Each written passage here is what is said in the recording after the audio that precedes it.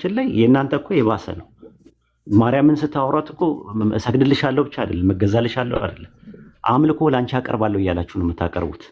በጣም ከባዱ ነገር አዎ የክብር አምልኮ ነው። እሰግድለታለሁ። ክብር አምልኮ የሚባል አምልኮ በሁለት ይከፈላል። ደግሞ ጭራሹ ነው አምልኮ አምላክ የእናት ኩነት ሆናል። ሌላኛው ውስጥ ታመልኳታላችሁ ታመልኳት ማርያምን ታመልካላችሁ? ለምን አመልካታለሁ? የጌታዬ እናት ክብር የምገባትን ክብር ሰጣት። እስቲ አባገሩ ይዘጋስጫ እስቲ ያውጣልኝ አንድ ሰው የሚችል ሰው ካለ። እኔ ኢየሱስ ክርስቶስ ያለኝ ኢየሱስ ክርስቶስ አንተ ካለህ በላይ ኢየሱስ ክርስቶስ ያለኝ በጣም የምደነቅ ኢየሱስም ክርስቶስም የፍጡር ስም ነው እኮ አቤኔዘር ሊባርክ አይችልም። የፍጡር ስም አይደለም ኢየሱስ ክርስቶስ የፍጡር ስም አይደለም። አንተ ቆይ አሁን አንተ እስራኤለኛ ስታወራ ሰምቻለሁ፣ ዕብራይስጥ ስታወራ ሰምቻለሁ። በዕብራይስጥ ምን ይባላል? ኢየሱስ በዕብራይስጥ ምን ይባላል? የሹዋ ይባላል። የሹዋ ይባላል። ያሸዋ አይደለም፣ ያሸዋ አይደለም፣ የሹዋ ያሸዋ አይደለም፣ ያሸዋ ነው። ያሸዋ እስቲ አውጣው። እኔ እንግዲህ እሱ ዕብራይስጥ ትችላለህ? በነገራችን ላይ ክቡርነቱ አቤኔዘር ወደ ሐሳብ ይሩ። እሺ ቆይ ተረጋጋ አንዴ ተረጋጋ። እንትን አትበለው። ወደ ክርር ወዳለ ነገር አንተ ነው አሁን ክርር እያልክ ያለው። ዕብራይስጥ ትችላለህ? ዕብራይስጥኛ ትችላለህ? አቤኔዘርዬ እኔ ዕብራይስጥኛ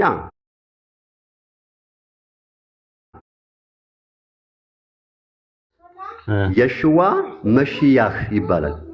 አዎ መሽያህ ሳይሆን ማሽያህ በል እንግዲህ እሱን አክሰንቱ ምናምን ጎበዝ ነህ። በነገራችን ላይ ቅድም እያደነኩ ነበር። አረን አስጨረሰኝ። ወሂድ ብዬ ልጥራ ሆሪዞንታል አርጊውመንት አስጨረሰኝ። ምን አይነት ቨርቲካል አርጊውመንት ተጠቀም። ምን ችግር አለ? አሁን ይኸውልህ ከአንተ የቀናሁትን ነገር ልንገርህ። አክሰንትህ ታመጣዋለህ የእነሱን። እኔ የሚቸግረኝ ነገር እንደውም የእነሱን እንትን ማምጣት ነው እና በዚህ አድርጌያለሁ። ቆይ ወደ ነጥቡ ተመለስ እባክህ። ማለት ጊዜ ሰው እንትን እያለኩ ስለሆነ አዳማጭም ስላለ አቤኔዘርዬ የኢየሱስ የሚለው በዕብራይስጥ ስሙ ማን ይባላል ነው ያልከው? የሽዋ መሽያህ። አዎ የሽዋም ያሽዋም ይባላል። ችግር የለውም። የብለው የሚያነቡት አሉ። እስማማለሁ። የቃሉ የሁለት ኮሜንት ላይ ማለት ነው። ኮሜንት ላይ በእውቀት አትመጣጠኑም ይላል። እውነት ነው፣ አንመጣጠንም። በጣም እውቀት ያለው ሰው ነው። እየሰማሁት ነው። አይ አይደለም ልመስክርላቸው። እየሰማሁህ ነው። አሪፍ ነው። በቃ የተሻልክ ነህ። አይ እሺ በቃ ተወው። በቃ እስሚዘው አለ ምን ልትወጣ ነው? ሰላም አለይኩም ነው። አይ በቃ አንተን የማያስደስትህን ነገር ማድረግ አለ። ሰው የማያስደስተው ነገር እሺ እንትን እላለሁ። ቱ ዘ ፖይንት ሳወራ አንተ ፖይንት እየወጣ ነው የምታወራውና አልተግባባንም። ኮመንት ላይ የሚመጣው እኮ እሺ ኮመንት ላይ ማይሆን ነው ምላሽ ይሰጥ። አቤኔዘርዬ ምስኪን ነህ እኮ እና ምስኪን አይደለሁም። እኔ ከሞት በኋላ ትንሣኤ የሚሰጠኝ ኢየሱስ ክርስቶስ ያለኝ ተስፋዬ በምድር ብቻ ያልሆነ ምስኪን አይደለሁም። ኮሜንት እያነበብክ ተወያያለህ እንደ ከሰው ጋር ስታወራ። እኔ ኮሜንት አይቼም አላውቅም። ራሱ ኖርማል ከአንተ ጋር ካወራው አቤኔዘር ጋር ነው ትኩረት ሰጥቼ አክብሬ ጊዜን ጉልበቴን ሰውቼ ከአቤኔዘር ጋር ነው የማወራው። ኮሜንት ምንም ይበሉኝ የሚሰድቡኝም ቢያደንቁኝም አላያቸውም ታች። ስለዚህ እንደዛ ነው መሆን ያለብን። ለወደፊቱ ትምህርት አገኝበት አስተካክላለሁ። አላይም። ቀጥል። ወደ ፖይንቱ እንምጣ። ያሸዋ ማለት ያው የሁለት ቃላት ፍቅር ነው አይደል? ቀጥልና እሰማለሁ። ያሸዋ ማለት የሁለት ቃላት ፍቅር ነው። ያ ማለት የዮዴሄ ቫብሄ ምህጻረ ቃል ነው። የሐሸም የሚባለው የያህዌ የሚለውን ዮዴሄ ቫብሄ የሚባለው ወይም ያህዋሃም ለሚለው ምህጻረ ቃል ነው። ሸዋ ማለት አዳኝ ማለት ነው። ያህዌ ያድናል ማለት ነው። ያሸዋ ማለት ኢየሱስ ወይም ናዝሬቱ ኢየሱስ ከመምጣቱ ከመወለዱ በፊት ያሸዋ በሚል ስም የሚጠሩ ብዙ ሰዎች ነበሩ። ለምሳሌ ከነዛ ውስጥ አንዱ የኔዌ ልጅ በአማርኛ ላይ ኢያሱ ብሎ ያስቀመጡት በዕብራይስጥ ያሸዋ ይባላል። በግሪክ ሰብቱጀንት ደግሞ ኢየሱስ ይባላል። በግዕዝ ደግሞ ኢየሱስ ነው። ወልደ ነዌ የኢየሱስ የነዌ ልጅ ኢየሱስ ብሎ ነው ያስቀመጠው። የግዕዙ ባይብልን ብትመለከተው ማለት ነው። ኢያሱ አንዳንድን ብትመለከተው ኢየሱስ ነው። ስለዚህ ኢየሱስ የሚለው ስም የናዝሬቱ ኢየሱስ ከድንግል ማርያም የተወለደው በመልአኩ አማካይነት ያ ስም ከመውጣቱ በፊት ፍጡራን ሲጠቀሙበት የነበረ ስም ነው። ፍጡራኖች ይጠቀሙበት ነበረ። ያን ማወቅ አለብህ። ማሺያህ የሚለው ደግሞ ወይም ደግሞ በግሪክ ክርስቶስ የሚለው ቃል በእንግሊዝኛ ክራይስት፣ በግዕዝ ቅቡ፣ በአረብኛ መሲህ የሚለው ቃል ደግሞ ለፍጡራን ይውል ነበረ። ለምሳሌ ኢሳያስ 45:1 ላይ የቂሮስ የሚባለው የፋርሱ ንጉስ መሲህ ተብሏል። በዕብራይስጥ ማሺያህ ተብሏል። በግሪክ ሰብለኝ ደግሞ ክርስቶስ ተብሏል። ስለዚህ ኢየሱስና ክርስቶስ የሚለው ማዕረግ ክርስቶስ የሚለው የማዕረግ ስምና ኢየሱስ የሚለው የተጸውዖ ስም ለፍጡራን ይውል ነበረ ኢየሱስ ከመምጣቱ በፊት። ስለዚህ ኢየሱስ ክርስቶስ የሚለው ስም የማዕረጉም ስም የተጸውዖም ስም የፍጡር ስም ነው እያልኩ ያለሁት። ኦኬ እኔ ደግሞ እዚህ ላይ አይደለም ነው የምልህ። ችግር የለውም። አንተ ደግሞ እስቲ ኢያሱ አንድ ላይ ያወጣልኝና እስቲ ንገረኝ በዕብራይስጥና በግሪክ ሰብትጀንት በግዕዝ በሶስት ውስጥ ንገረኝ ምን እንደሚል። አንተ ያልከውን አልተቃረምኩም። መጀመሪያ አድምጠኝ። ቴንኪው ያልኩ ነው የሰማው ማለት ትክክለኛ ነገር እያወራ ስለሆነ ትክክል እንደሆንክ እንደምስማማበት እየነገርኩ ነው ያወራው። እኔ ማልስማማው ምንድነው ስሙን ማቅለሉ ላይ ነው ማልስማማው። ለምሳሌ ከሱ በፊት ስለተጠሩበት አሁን ደግሞ እሱ መጥቶ ስለተጠራበት አዲስ ነገር የለውም የሚለው ሐሳብ ላይ ነው ማልስማማው እንጂ እውነት ነው። ስለዚህ ፈጣሪ የፍጡር ስም ይይዛል እንዴ? ፈጣሪ የፍጡር ስም ቆይ አሁን እነዛ አሁን አንተ ቆይ አሁን እንትን ሐሳቤን አታስተኝ። እሺ ልክ ነህ። እንግዲህ ተቆጣኝ እኮ ነው አቤነዘር። ወገቤን ይዤ ነው ያወራው ያሉት። በጣም እንትን ብለኝ አትቆጣኝ። እሺ አትቆጣኝ። እሺ ቀጥል። እኔ በኃይለኛ ቁጣ ነው የምቆጣው። ትክክል ነህ በጣም። እኔ ማልስማማው ስሙ ከሱ በፊት ነበርና አሁን እሱ ደግሞ ተጠርቶበታልና ዋጋ ቢስ ነው። ሁለተኛ ደግሞ የፍጥረት ስም ነው ያልከው ላይ ነው የምቃወመው እንጂ ለምሳሌ አሁን መሲህ ማለት የተቀባ ማለት ለምሳሌ ዳዊት ለእስራኤል ንጉስ ነው ሲቀባ መሲህ ነው በቃ መሲህ ነው ተብሎ የሚተረጎመው። ኢያሱም እግዚአብሔር ያድናል የሚለው ስም ከሱ በፊት ነበር። ልክ ነህ። ሌሎችም የጠቀስካቸው። እኔ ግን ሐሳቤ እና እንዴት አድርገን እንየው አውዱን። ከሱ በፊት ተጠሩበት፣ እንዴት ተጠሩበት፣ ማንስ እንዲጠሩበት ሰጣቸው። ሁለተኛ ደግሞ ከነሱ በኋላስ ደግሞ መጥቶ ድጋሚ መጠራት ለምን አስፈለገ? አሁን እኔ አንድ ነገር እዚህ ላይ በጣም የምታሰምርልኝ ነገር ጥላና አካል የሚባል ነገር አለ። ሰምተኛል? ሰምቻለሁ። አዎ አንተ አሁን ጥላለህ፣ አንተ አለህ። ወይም ደግሞ ካልተረዳኸኝ ሞግዚትና እናት ብለህ ያዝልኝ። ጥላና አካል የሚለው ሞግዚትና እናት በፍጹም አንድ አይደሉም፣ ልዩነት አላቸው። ጊዜም ደግሞ አላቸው። በሞግዚትና በእናት በጥላና በአካል ጊዜ ሲዝን አላቸው። እሺ መልሰኝ።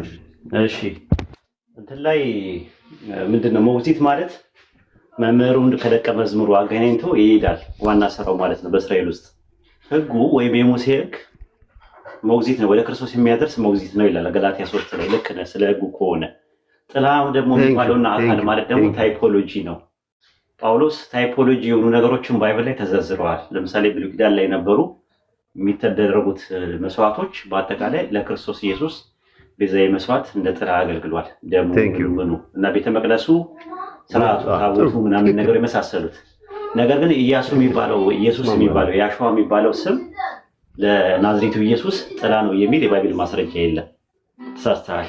አጠቃቀምን ሁሉ ጊዜ አንድ ነገር ምንድነው የለም። እስቲ አንተ ማስረጃ አንተ ጥቅስ አምጣ። ኢያሱ የሚለው ለኢየሱስ እንደ ጥላነት የተሰጠበት ከሐዋርያት መካከል እንደዛ ብሎ ያስረዳ የተረዳ ሰው ካለ አንድ ጥቅስ አምጣ። ለኢያሱ ብቻ አይደለም ባይዘወይ ይሄ ስም ኢያሱ ለኢየሱስ ጥላ እንደነበረ የሚያሳይ የመጽሐፍ ቅዱስ ማስረጃ ስጠኝ ያልኩ ካለ ስጠኝ እናንበው። እሺ እንትን ነው አሁን ይሄ ቃል ምክንያቱም አሁን በዚህ ርዕስ እናወራለን ብዬ ተዘጋጅቼ ቃል መርጬ ስላልመጣው ኦን ቶ ፖይንት ጂ ቃሉን ላላሳይ ይችላል። ግን አንድ ነገር ልንገርህ አሁን ኧረ ሳቅ አንተ ወንድሜ እውቀት ያለ ሰው ነህ ብራዘር። በነገራችን ላይ እየተማርኩብህ ነው። ይሄን እንድታውቅ እየተዘጋጀሁ እየተማርኩብህ ነው። እኔ አንድ ነገር ልንገርህ፣ በጣም ከጎበዝ ሰው ስማር እኔ ደግሞ አንተ ማደንቅልህ ታውቃለህ፣ ምን እንዳደነኩልህ ታውቃለህ? ድፍረትን እና ትትናን ነው። ምንም አይነት እስካሁን ድረስ ስናወራ የስድብ ቃል የለህም። በዛ ላይ ደግሞ ደፋር ነህ። ያየሁት ነገር ማለት ነው። ድፍረትን ሳላደንቅ አላልፍም ማለት ነው። ትጠቅሳለህ። ለምጠቅሰው ጥቅስ ደግሞ ኤሶጄሲስ ነው የምትጠቀመው። ኤክሶጄሲስ አትጠቀምም። ፈቲዮት ሳይሆን ሰጊዮት ነው የምትጠቀመው። አንተ ለምትሆነው ለምን እንደሆነ ታውቃለህ? ለሆሞሌቲክስ ነው የምትሆነው እንጂ ለሄርሜኔቲክስ አትሆንም። ስለዚህ በተቻለ አቅም ሄርሜኔቲክስ አጥና ለወደፊቱ ማለት ነው። አረ ምንም አልገባኝም የምትለኝ? አዎ እንትን ነው እየተረጎምክ። ሄርሜኔቲክስ ማለት የስነ ጥናት ማለት ነው። ሄርሜኔቲክስ ማለት ሆሞሌቲክስ ማለት ስብከት ነው። ዝም ብሎ አለ አይደለም፣ ስብከት ኤሶጄሲስ ነው። መጽሐፉ ለማለት ያልፈለገውን ነገር መጽሐፉ ላይ የሌሉ ነገሮች ሰዎች ያወሩና መጽሐፉ ላይ እንዳለ ያድርገው ያወራሉ። ያ ምን ይባላል? ኤሶጄሲስ ይባላል። ኤሶጄሲስ በአማርኛ ምን ይባላል? ሰጊዮት ማለት ነው። መሰክሰግ ማለት ነው። እየሰከሰጉ ማውራት ማለት ነው። ፈቲዮት ደግሞ ሲሆን ደግሞ መጽሐፉ ላይ ኮንቴክስቹዋል አፕሮች፣ ቴክስቹዋል አፕሮች፣ ግራማቲካል አፕሮች እና ሊንጉስቲካል አፕሮች ተጠቅሞ አርጊው ማድረግ ነው። ሴክ ኦፍ አርጊውመንትን መጠቀም ማለት ነውና እስካሁን ድረስ ባወራናቸው ነገሮች ሴክ ኦፍ አርጊውመንት ስትጠቀም አላየው። ለማንኛውም እዚህ ጋር ቢበቃንስ? ትክክል ነው። ይኸው ግን ለምን እንዳላወራው ልንገርህ እና እንጨርስ በዚሁ። እኔ ፎሎ አድርጊያቸዋለሁ፣ እገባለሁ፣ ችግር የለውም። እዚህ ጋር እንጨርሳለን። ፎሎ አድርጋቸዋለሁ፣ ሌላም ጊዜ እገባለሁ። ግን አንድ ነገር ልንገርህ። አሁን ይሄንን ጉዳይ ፕሮግራም ይዘንበት ርዕስ ለይተን ትክክለኛ የሆነ ክርክር የምናደርግ ቢሆን ማስረጃ ያቀረብ አውዳዊ፣ ታሪካዊ፣ መለኮታዊ ሰማኝ ስንት ጊዜ ልስጥህ? ቆይ ኧረ እኔ ብራዘር እኔ አንተ ጋር አሁን እሱ እኔ ቆይ ሰማኝ። አንድ ወር እኔ ከአንተ አልደርስም ብራዘር።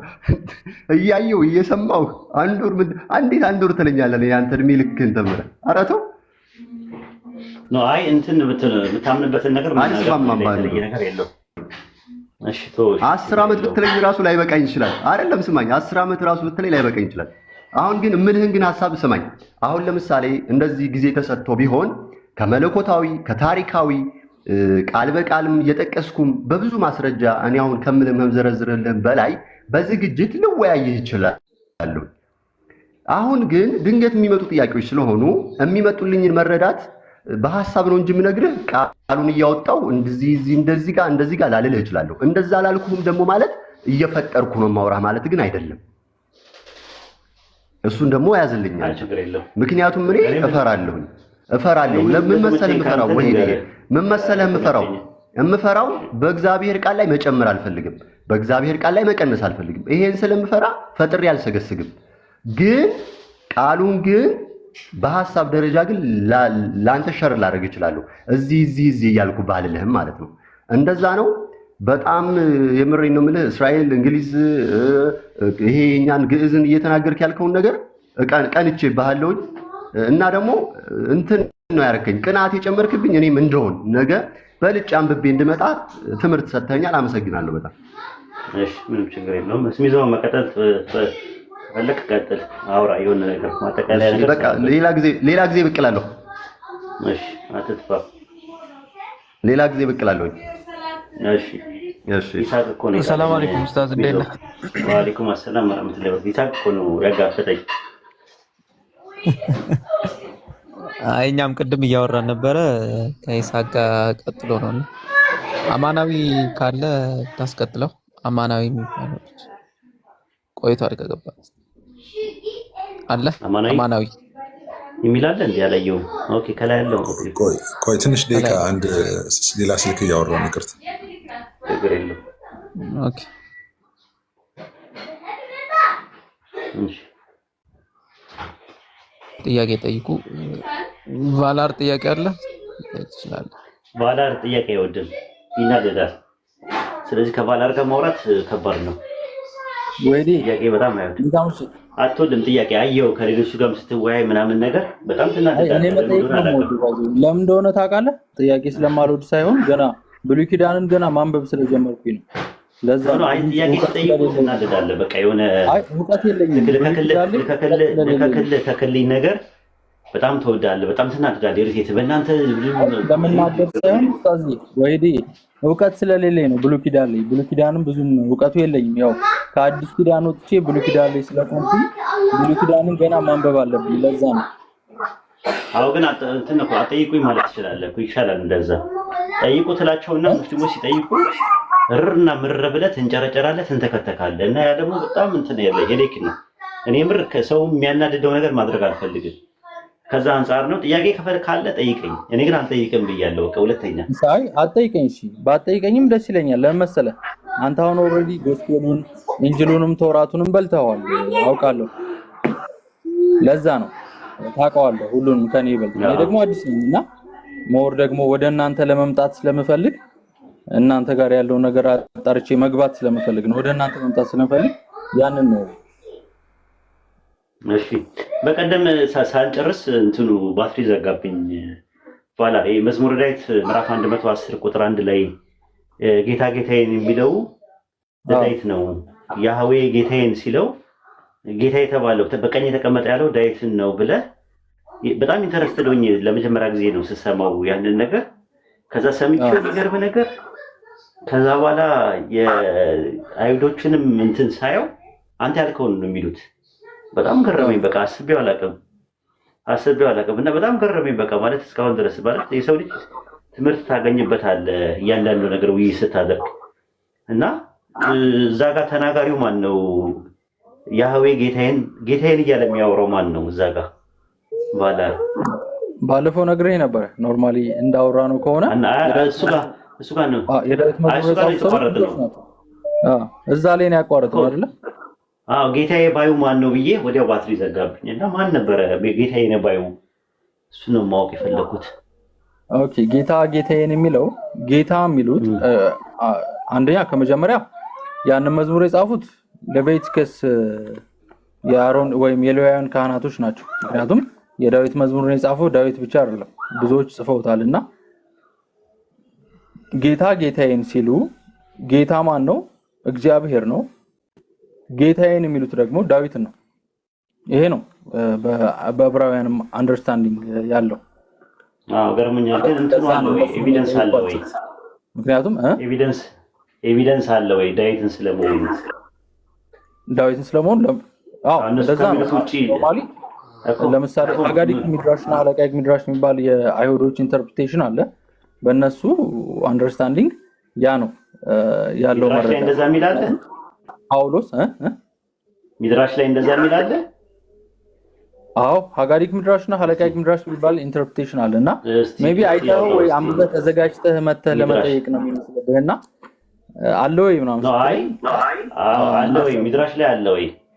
አለ ዳዊት ምዕራፍ 110 ላይ ያ አዶኒ የተባለው ዳዊት ነው የሚል አለ። እስቲ ያውጣውና እንየው። አሁን ላወጣልህ አልችልም። አንድ ስልክ ነው ያዝኩትና ላወጣልህ አልችልም። ኦኬ እሺ፣ ለዛ ነው በቃ ምክንያቱም ኦልሬዲ ያንን ኢንተርፕሬቴሽን የተጠቀመው ጳውሎስ ነው። ጳውሎስ ደግሞ ነግሬያለሁ ስለ መልከጼዴቅ ተጠቀመው። ጳውሎስ ዕብራውያን ላይ ስለ መልከጼዴቅ የሚለውን እንትን ቢልም ግን አጀማመሩ ላይ ሀ ብሎ ለጳውሎስ ወይም ደግሞ ለዕብራውያን ጸሐፊ ሂንት የሰጠው ወይም ፍንጭ የሰጠው ማን ነው? እንትን ላይ ማርቆስ 12 ቁጥር 36 ላይ ያለውን ከመዝሙረ ዳዊት ላይ ጠቅሶ ለመሲህ ነው የሚሰራው ብሎ ያስቀመጠው ራሱ የናዝሬቱ ኢየሱስ ነው። ስለዚህ ናዝሬቱ ኢየሱስ ነው። ከማርቆስ በፊት የጳውሎስ ኤፒስትሎች አይቀድሙም እንዴ? ኖ አይደለም። ከአራት ጎስፔሎች የጳውሎስ መልእክቶች አይቀድሙም እንዴ? ወይዴ ኢየሱስ መልከጼዴቅ ነው ብሎ ያስቀመጠው ማን ነው? ጳውሎስ ምን ላይ ነው ያስቀመጠው? ጳውሎስ ዕብራውያን ጸሐፊ ጳውሎስ ነው ከመነሻው። እሱ ሌላ ታሪክ ነው። ኦኬ ጥሩ። የዕብራውያን ደብዳቤ መቼ ነው የተጻፈው? የጳውሊያን ኤፒስትሎች ባይዘው ዕብራውያንን ጨምሮ የዕብራውያን ደብዳቤ የተጻፈው መቼ ነው? የዕብራውያን ደብዳቤ እሱ ነው መልኩ። ኦኬ ማርቆስ ጎስፔሎች በፊት ነው። ክርስቲያኖች ነው ግን ያየኑበት ነው። ክርስቲያኖች ነው ሶርሱን ነው ማን ይቀድማል የሚለው ለማግኘት ፈልጌ ነው። በቃ ስለዚህ ኤኒዌይስ ስኮላሮች ቴዎሎጂካል ስኮላሮች የሚስማሙበት የጳውሊያን ኤፒስትሎች ዕብራውያንን ወይም ተሰሎንቄን የጻፈው ጳውሎስ ሲሆን ተሰሎንቄ ምናምን ነገር የሚለውን ነገር እስማማለሁ። ይበልጣል በ50 ኤዲ ነው። የማርቆስ ደግሞ 70 ኤዲ ላይ ነው። የጠየቁት ጥያቄ የዕብራውያንን ደብዳቤ ጸሐፊው የጻፈው ከማርቆስ ይቀድማል ለማለት መቼ ነው የተጻፈው? የዕብራውያን ደብዳቤ ቀኑ ይቀድማል። የተጻፈበት ሰዓት ኦልሞስት በ50ዎቹ ኤዲ ወይ በ60ዎቹ ኤዲ ነው የተጻፈው። ማስረጃ ይኖር ይሆን? ማስረጃ አሁን ለምሳሌ ማስረጃ ስትለኝ በምንድን ነው እንዳሳይ የምትፈልገው? የዕብራውያን ደብዳቤ የተጻፈው በስንት ዓመተ ምህረት ነው? በስንት ዓመተ ምህረት ማለት ማስረጃ ስትጠይቀኝ እንዴት ነው የምትጠይቀኝ? እኮ እንደዛ ነው። አሁን ለምሳሌ የማርቆስ 70 ይላል በኢስቲሜቲንግ እንትኑ ማለት ነው የተቀመጠው። የዕብራውያን ደብዳቤ መቼ ነው የተጻፈው?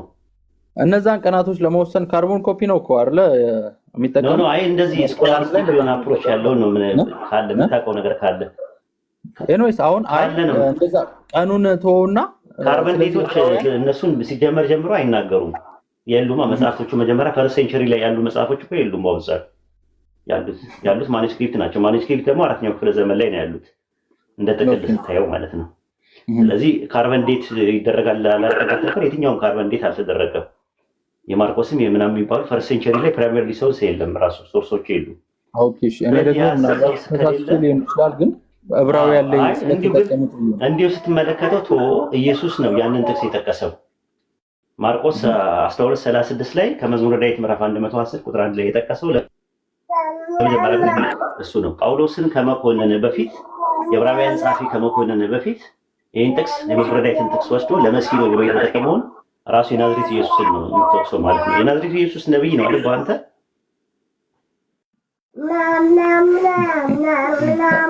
ሊሆንም ላይሆንም ይችላል። እሱ ማትሪያ ያርገኝም ላይ ሊሆንም ባይሆንም ችግር የለብኝም። እሺ ጥያቄ ለህይወት ምንም ጠቅመው ነገር የለም። ኤኖስ ጠይቀኛል። ጥያቄ ልጠይቅ ወይ ዲ ጠይቃው ጥያቄ አትወድም ለዛ እኮ ነው። አይ አትወድም ስላለመውደድ አይደለም ወይ ዲ ሞር ከኔ የተሻለ እውቀት ስላለህ ነው። ያንተን ጥያቄዎች መመለስ ስለማልችል ነው። ለዛ ነው። ልቀጥል ወይ ዲ? እሺ ቀጥል። እሺ እንትን ዛሬ ነው ያነበብኩትና ዘ ሚስትሬስ ሌተርስ በቁርአን ላይ ሙቃታት የሚባሉ እንትኖች አሉ አይደለ? ምንድናቸው እነሱ? ለምሳሌ ሱራ አልባቀራ 2:1 ላይ አለመ ይላል። አሊፍ ላም ሚም ነው የሚለው። ምን ማለት ነው? እስኪ ትርጉማቸውን ንገረኝ። አሊፍ ሐርፍ ናቸው። አሊፍ ላም ሚም ሩፉል ሙፍረዳት የሚባሉ ነገር ታውቃለህ? ምን ማለት እንደሆነ ከምን ፊደላት ናቸው።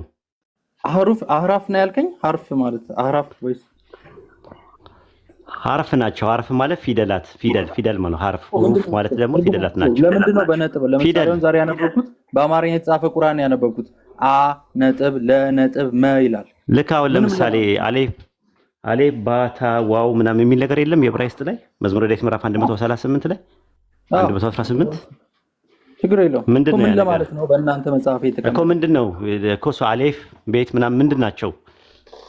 አላቃቸውም እኔ በዕብራይን እኮ ፊደል ናቸው። የዕብራይስጥ ፊደል ናቸው። ልክ እንደዛ ሆኖ የአረብኛ ፊደል ናቸው። ሩፉል ሙፍረዳት የሚባሉ አደርሱል አወል ላይ መጀመሪያ አንድ ሙስሊም ቁርአን ከመቅራቱ በፊት የመጀመሪያው ቃይዳ ሲቀራ ሩፉል ሙፍረዳት የሚባሉ አሉ። አሊፍ ባታ ታ ጂም እያለ እንትን የሚላቸው አሉ፣ የሚማራቸው አሉ። አደርሱል አወል ላይ ማለት ነው። ለምሬ የተቀመጡት እኮ ፊደል ናቸው የተቀመጡት። ከዛ በኋላ ምን ለማለት እንደተፈለገ በኋላ ላይ እንመጣበታለን። ግን መጀመሪያ ፊደል ናቸው ነው። እሺ። ስለዚህ ፊደል መሆናቸው ምንድነው ችግሩ መቀመጡ? አልገባኝም። ሌላው ቃላቶች ሳነባቸው ሙሉ ናቸው እኮ ባይብል ላይም አለ እኮ አሊፍ ባ ታ ዋው ምናምን የሚል ነገር አለ አይደል? ነጥብ ለነጥብ መ ነጥብ ተብሎ የተቀመጣለ ባይብል ላይ አሊፍ ምናምን ነገር የሚል የለም። አሊፍ ቤት ጋሜል ምናምን የሚል ነገር የለም። አላነበብክም? ችግር የለውም። እሱ እኮ አለ። ምንድነው እሱ? ላሜንቴሽን ኦፍ ኤርሚያስ ላይም አለ፣ መዝሙረ ዳዊት ላይ ምንድነው እሱ? ላሜንቴሽን ላይ እኔ አሁን ስለ ላሜንቴሽን እኔ እኮ ስለኔ ጠይቀኛል። ፊደል ነው እንደዛ ነው። ፊደል ነው ራሱ ፊደሎች ናቸው። ምንድነው ትርጉሙ? ለምሳሌ ሱራ አልበቀራ 2:1 ላይ አለመ ይላል። ምንድነው ትርጉሙ? እነግርሃለሁ፣ ግን መጀመሪያ ፊደል መሆኑን ነው ማወቅ አለብህ ነው። ከዛ በኋላ ምን ስለማላውቅ ነው እየጠየቅኩ ያለው። ኢብኑ አባስ ያንን ነገር ሲያስቀምጠው ምንድነው ያለው? አሊፍ የሚለው ቃል ማን ነው? ምንድነው የሚለው? ላም ምንድነው?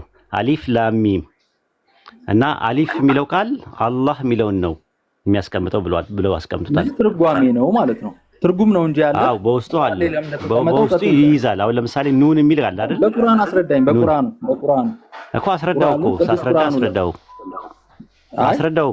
እኮ ነው። አታዳምጥም እንዴ?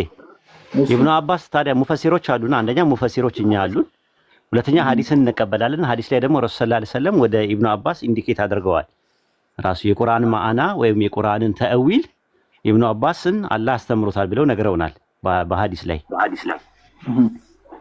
ስለዚህ ከዛ አንፃር ያንን ነው እንትምለ አላህ አዋቂ ነው ማለት ነው ትርጉሙ ራሱ። አሊፍ ማን ነው ምንድነው የሚለው የሚጀምረው አሊፍ ላም ሚም ይላል ራሱ ማለት ነው። ስለዚህ አሊም ማለት ነው። ከዛ በኋላ ደግሞ ሶስተኛው ጠፋኝ። ሚም አሊፍ ላም ሚም እኔ አላህ ነኝ። አዎ አና አላህ አሊፍ ሶሪ አገለባበትኩት። አሊፍ የሚለው ቃል አና የሚለውን ይይዛል እኔ ማለት ነው። ከዛ በኋላ ደግሞ ሚም የምትለዋ ደግሞ ለፍዙ ጀላላ ነው። ስለዚህ አላህ የሚለውን ነገር ያመለክታል። ከዛ በኋላ ደግሞ ላም አሊፍ ላም ሚም ሚም የሚለው ደግሞ አሊም የሚለውን ቃል እኔ አላህ አሊም ነኝ፣ እኔ አላህ አዋቂ ነኝ ማለት ነው ተብሎ መቀመጥ ይችላል። እንደዚህ የተባለ እያንዳንዶቹ አላቸው ያስቀመጠው ኢብኑ አባስ ያስቀመጠው ማለት ነው። ከዛ አንፃር ከኢብኑ አባስ የመጣ ዩኒቨርሳል አግሪመንት ላይኖር ይችላል። አላህ ነው ሞር የበለጠውን ነገር የሚያውቀው፣ ሙሉ ትርጉማቸውን አላህ ነው የሚያውቀው ብሎ ሙሉ ትርጉማቸውን ማንም አያውቀውም። ትርጉም ነው ሙሉ ትርጉማቸውን የሚያውቀው ሙሉ ሰፊ ነገር አለው። አሁን እንደዛ ብቻ አይደለም፣ ሌላም ትርጉም ደግሞ አለ። ግን በዋነኝነት በጥቅል ከኢብኑ አባስ የመጣው መረጃውን ይዘህ ይሄ በዚህ መልኩ ተብሎ ተቀምጧል እንጂ ሙሉ ትርጉሙን የሚያውቀው አላህ ብቻ ነው ብሎ ነው ያስቀመጡት ሁሉም።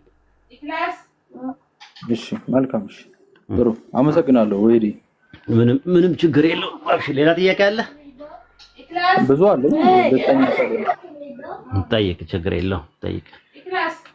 ያው የበለጠውን አላህ ያውቃል ወይም ደግሞ ሙሉ ትርጉማቸውን ያው መሟገት ስለማልፈልግ ሞር ደግሞ አንተ ጋር ነው የተሻለው። አትሟገት። ምኑን ይዘው ትሟገታለህ?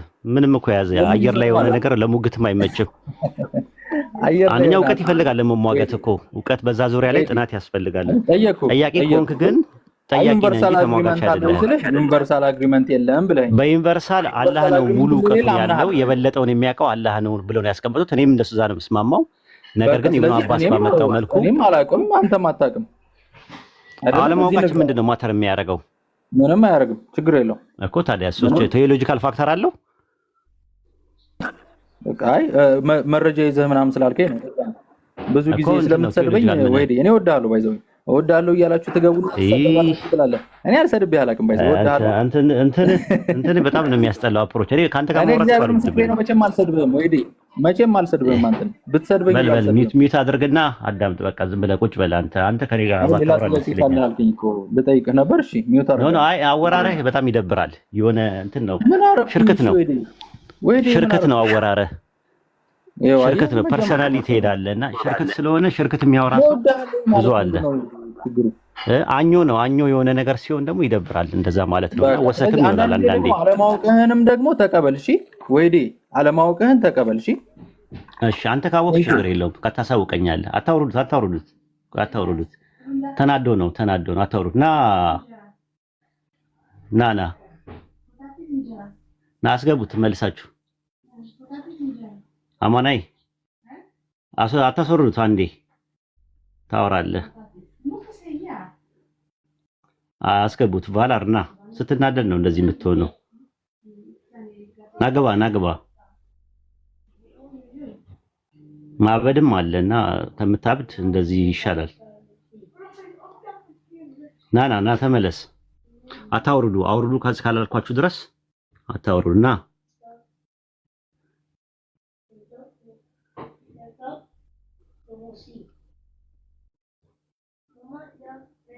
አይ እወድሃለሁ ምናምን የምትለው ነገር የውሸት እንደሆነ ነው ያሳወቁ። ቀስ ብዬ ነው ጠቅ አድርጌ እንድታወራ ያደረኩ። አትናደድ።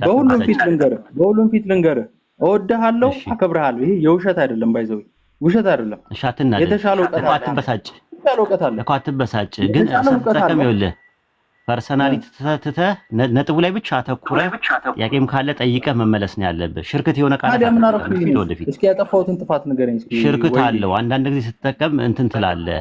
አንተም እንትን የምትለው ነገር አለ ምናምን ነገር። ይሄ ከክልልኝ አይነት ጨዋታ ትጫወታለህ። እንደዛ ነገር አታድርግ ነው። አሁን ከዚህ በላይ ማበድም አለ። መሳደብ ብቻ አይደለም። ታብዱላ ትችላለህ። ለምን አብዳለሁ? ታብዳለህ። ከኔ ጋር እንደዚህ እንትን ባትል ጥሩ ነው። ምናምን ነገር ባት መማር ነው የምፈልገው። በቃ አዳምጣ። እሺ በቃ አሁን በቃ ሚውት አድርገህ እንትን በል። እሺ አይ ቀጣይ ጥያቄ ካለ ልቀጥል ነበር። ለዛ ነው ችግር የለም። አዎ አይ እንደዚህ ተረጋግተህ እንትን ቶን እንደዚህ እንትን አኞዬ ወንክ ባንዴ እንደዚህ አኞዬ አንተ ስትወጣ አይታወቅህም ማለት ነው። ልክ ኖ አኞዬ ወንክ ነው አንደኛ ነገር እና ቃላቶች እንዳለ በአጠቃላይ ወሰክ እየሆኑ ነው እና ወሰክ ከሆኑ ደግሞ አንተን ሊያስቀይም ነገር የሚገባ ነገር መሆን የለባቸውም። እኔ አኞና ወሰክ የሆኑ ቃላቶች እንድትጠቀም ምክንያት ከሆንኩ እጠየቅበታለሁ። ያ መሆን የለበትም እና ሽርክት የሆኑ ቃላቶች አትጠቀም ለማለት ፈልጌ ነው። አብሽር በቃ ሚውት አድርገህ ቁጭ በል። እሺ ቴንክ ዩ። እሺ ወይዴ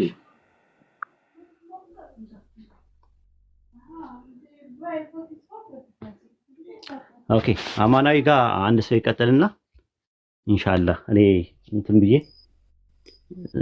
ልስገድ። መግሪብ ነው እኔ ጋር። አሁንስ ሚዞን አይቻው ነበር እኔ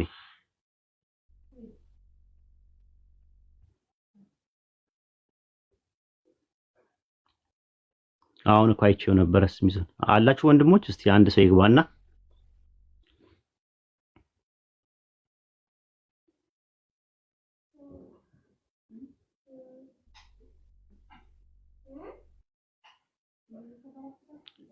እስክትመለስ ኢንሻአላህ አማናይ ጋር አውራውና ትላለን። እኛ ጋር አዘነ አሁን እንትን ማለት ነው። መግሪብ አዘነ እኛ ጋር። መርሐባ። እሺ አማናዊ አይ ቲንክ ቤት ወሮት የለውም እና ሰላም ነው። እንዴት ነው? ጥያቄ ኖሮ ነው ወይስ ጥያቄ እንጠይቅ? ቅድም ቆይቻለሁ ከገባሁ። ምንድነው ስለ ቁርአን ያለ መልእክት ነው በሚል እየተወያዩ ነበረ አንተ ከመምጣት በፊት። በዛ ሰዓት ነበር የገባሁትና እኔ ስለ ቁርአን አንዳንድ ሐሳቦች ነበሩ ያንን ለመጠየቅ ነበር። አንተ ከየትኛው ቤተ እምነት ነህ? እኔ ኦርቶዶክስ። ኦርቶዶክስ። እሺ ያው ጥያቄ ሲጠየቅ በደብል ስታንዳርድ ነው የሚመለሰው። ያው አንደርስታንዲንግ እንድታደርግ ማለት ነው። ችግር የለም። ጎይድ ምንድነው መሰለህ ጥያቄ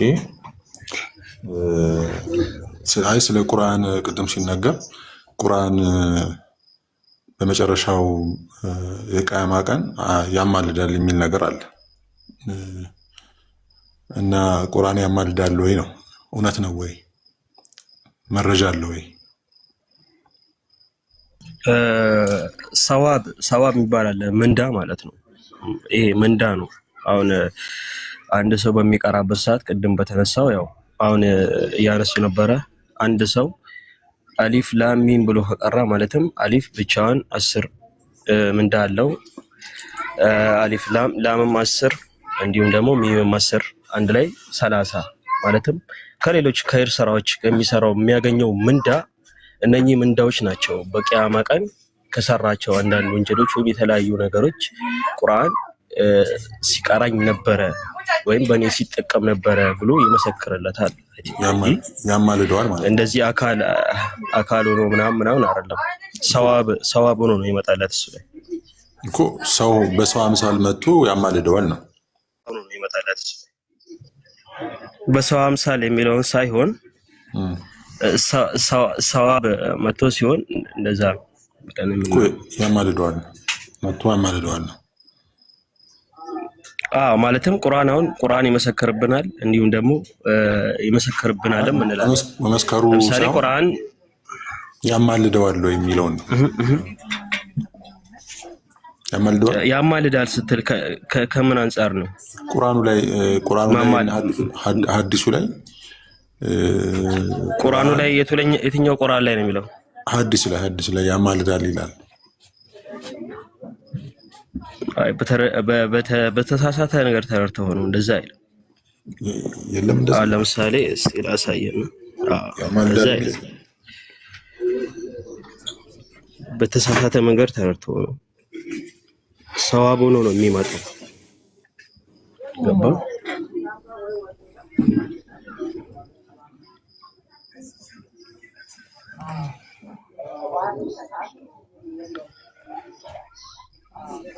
ሌላ ጥያቄ አለ? እየሰማሁ ምንድን ነው ያልከኝ? አያማልድም ነው ያማልዳል ነው ያልከኝ? አውቄው ጨርሼው እንደሄድ በተሳሳተ መንገድ ነው ማለትም አውጣውና ሐዲሱን እንመልከተው። ሰው ሆኖ ይመጣል ሳይሆን ሰዋቡን ነው እዛ ጋር የሚያሳየው እኮ። ምንም ይሁን ብቻ ግን አያማልድም ነው ያማልዳል ነው ያለውን ነገር እንድትነግረኝ የፈለኩት። አሁን እኮ ሁለቱንም አልነገርከኝም። ያማልዳል አላልከኝም፣ አያማልድም አላልከኝም። ለምሳሌ ኢብኑ ማጃ ላይ ማለት ነው ሐዲስ ኢብኑ ማጃ ላይ 3781 ላይ ቁርአን የትንሣኤ ቀን የቂያማ ቀን የገረጣ ወይም የደከመ ሰው መስሎ ይመጣና እኔ ነኝ ሌሊት እንቅልፍ ያሳጣው ቀንንም ያጣምኩ ይላል የሚለው ቁርአን ይመጣል ሲባል አካል ኖሮት እንዳልሆነ የምንረዳው ኢማሙ ኢብኑ ማጃ በ273 ላይ ከጅምሩ ይህንን ሐዲስ ያስቀመጡት የቁርአን ምንዳ በሚል ርዕስ ውስጥ ሲያሰፍሩት ነው። ገባ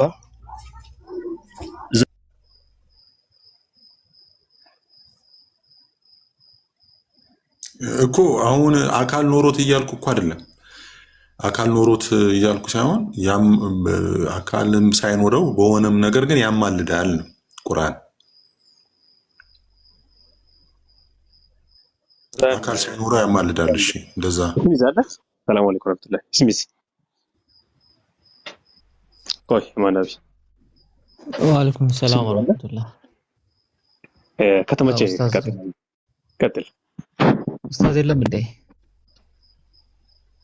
መለሰለው ብሎ ነውና ከረመዳን ጋር ያው መጣሁት።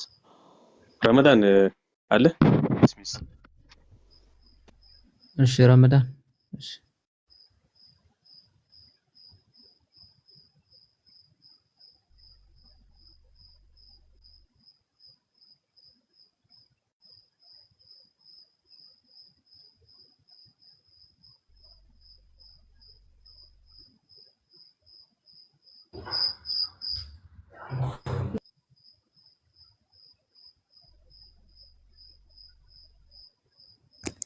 የለም እንትና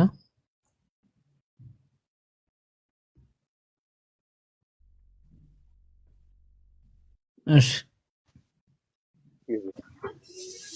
ነብይ ይኸው ከኢስሚዝ ጋር ትቀጥላለች። ኦኬ አቡኪ መጥቷል። አቡኪ አለ። ሰላም አለይኩም። ሰላም አለይኩም ወራህመቱላሂ ወበረካቱ። ሀቢቢ ያለውበት ቦታ ኔትወርክ የለም፣ መግባት ራሱ አልተንተን አላልኩም። ግባ ቀጥል ሀቢቢ። እሺ ኸይር። እሺ አማናዊ ቀጥል። ረመዳን መቀጠል ትችላለህ ካለ ማለት አይቀጥል። በቃ ቀጥል። ስሚስ እናንተ ያላችሁ ቀጥል።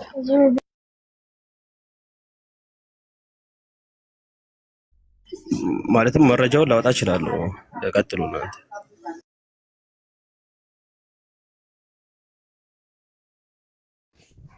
አይ እሺ ቀጥል አማናዊ። ጥያቄ ያቀርብኩኝ እየጠበቅኩ ነው።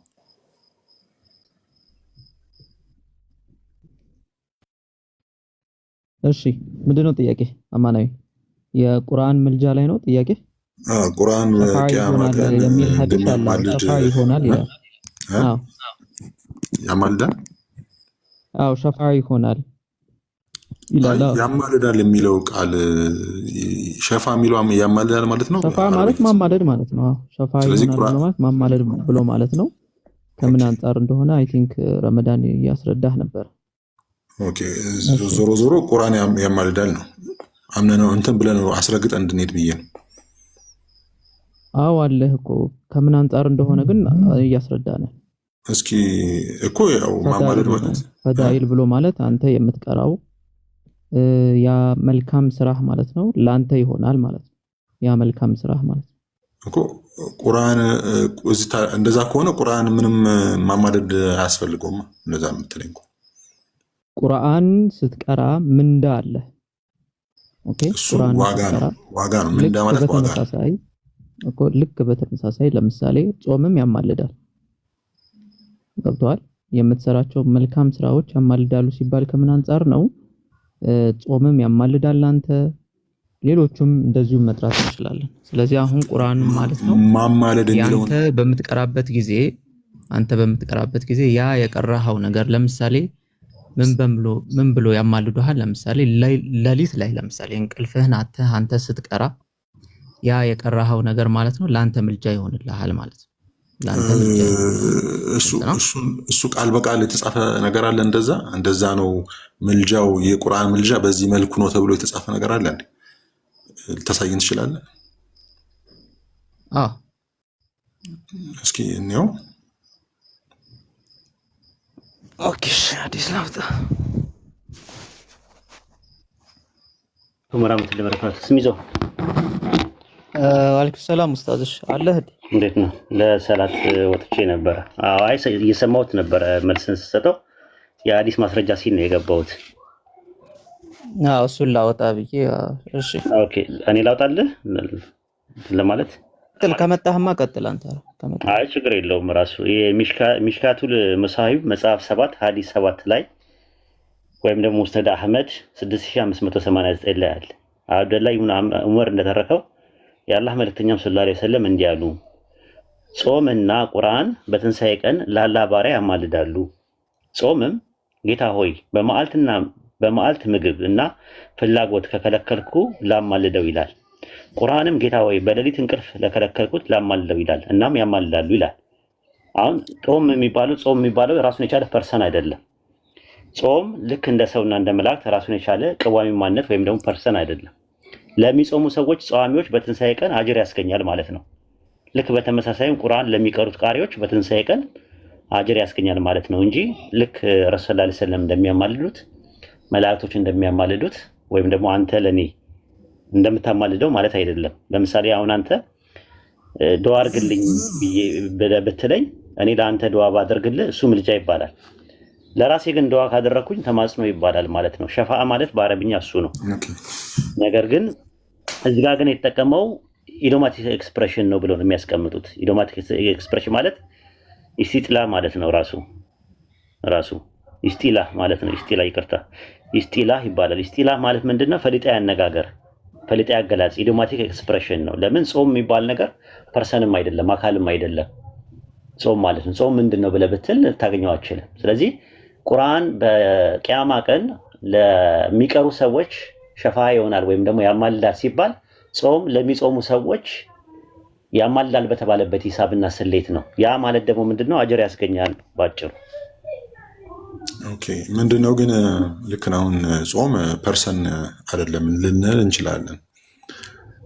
ቁርአን ግን ፈጣሪም ፍጡሩም አይደለም ራሱን የቻለ አካል ነው አንልም። እንደዛ አካል ብለን አንልም። አካል ማለት ሸክስ ነው አይደለ? በአረብኛ አሁን ለምሳሌ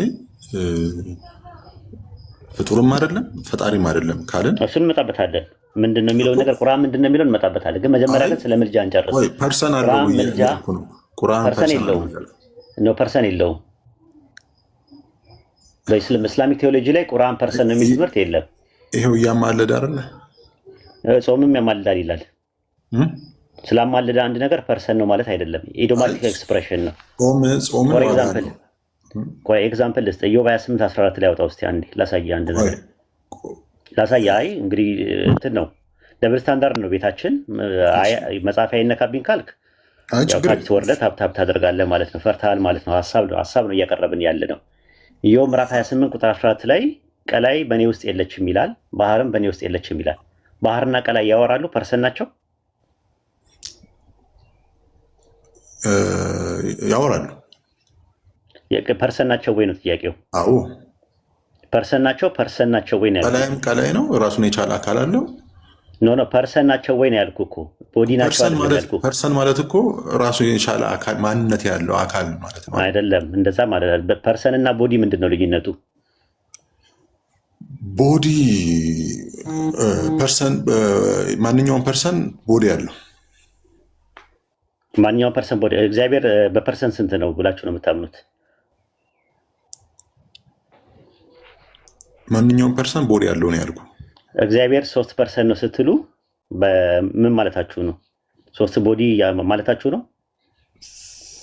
3% ማለት እግዚአብሔር 3% ስትል 3% ዋን ኤሰንስ ብላችሁ አይደል የምታምኑት? ፕሮቶኮልና ሶስት አካል አንድ እግዚአብሔር። ስለዚህ 3 አካል ስትሉ 3 ቦዲ እያላችሁ ነው ወይስ 3% እያላችሁ ነው? 3% ስትል 3 ቦዲ ማለት ነው። እግዚአብሔር 3 ቦዲ አለው? እግዚአብሔር አይደለም 3 አካል።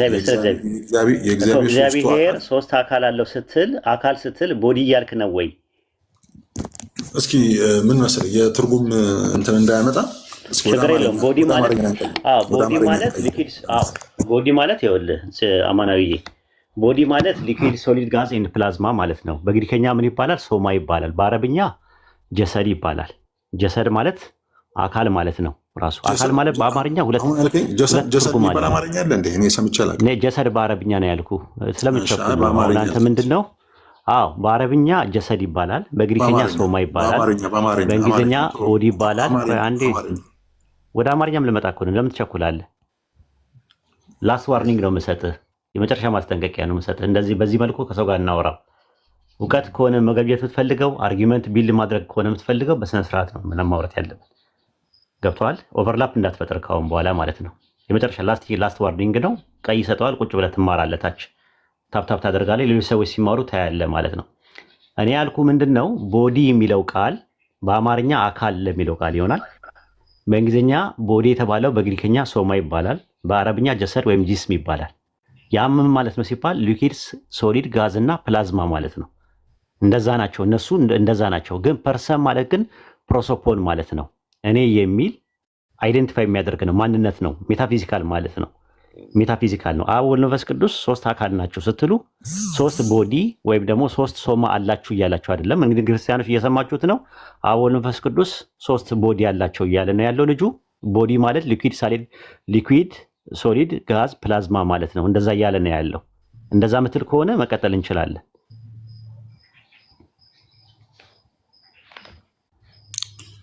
እሺ ጨረስክ? ይቀጥል። ጨረስኩኝ። እንደዛ ማለት ነው። ምንድነው አሁን ልትለኝ የፈለግከው? እኮ ለምን ለማለት እንደፈለኩማ ገብቷል። አሁን አሁን 3 አካል ናቸው ሲባል ቦዲ እያልክ ነው ወይ? እኔ ጠየቅኩ፣ አሁንም ደገምኩ። ቦዲ ማለት ምን ማለት ፈልጋል በአማርኛ? ቦዲ ማለት አካል ነው በአማርኛ ሲመጣ። አካል የሚለው ደግሞ ሁለት አይነት ትርጉም አለው በአማርኛ። አካል ማለት 2 ትርጉም አለው። አለቃ ኪዳነ ወርቅ መዝገበ ቃላት ላይ ምንና ምንድን ናቸው ትርጉማቸው?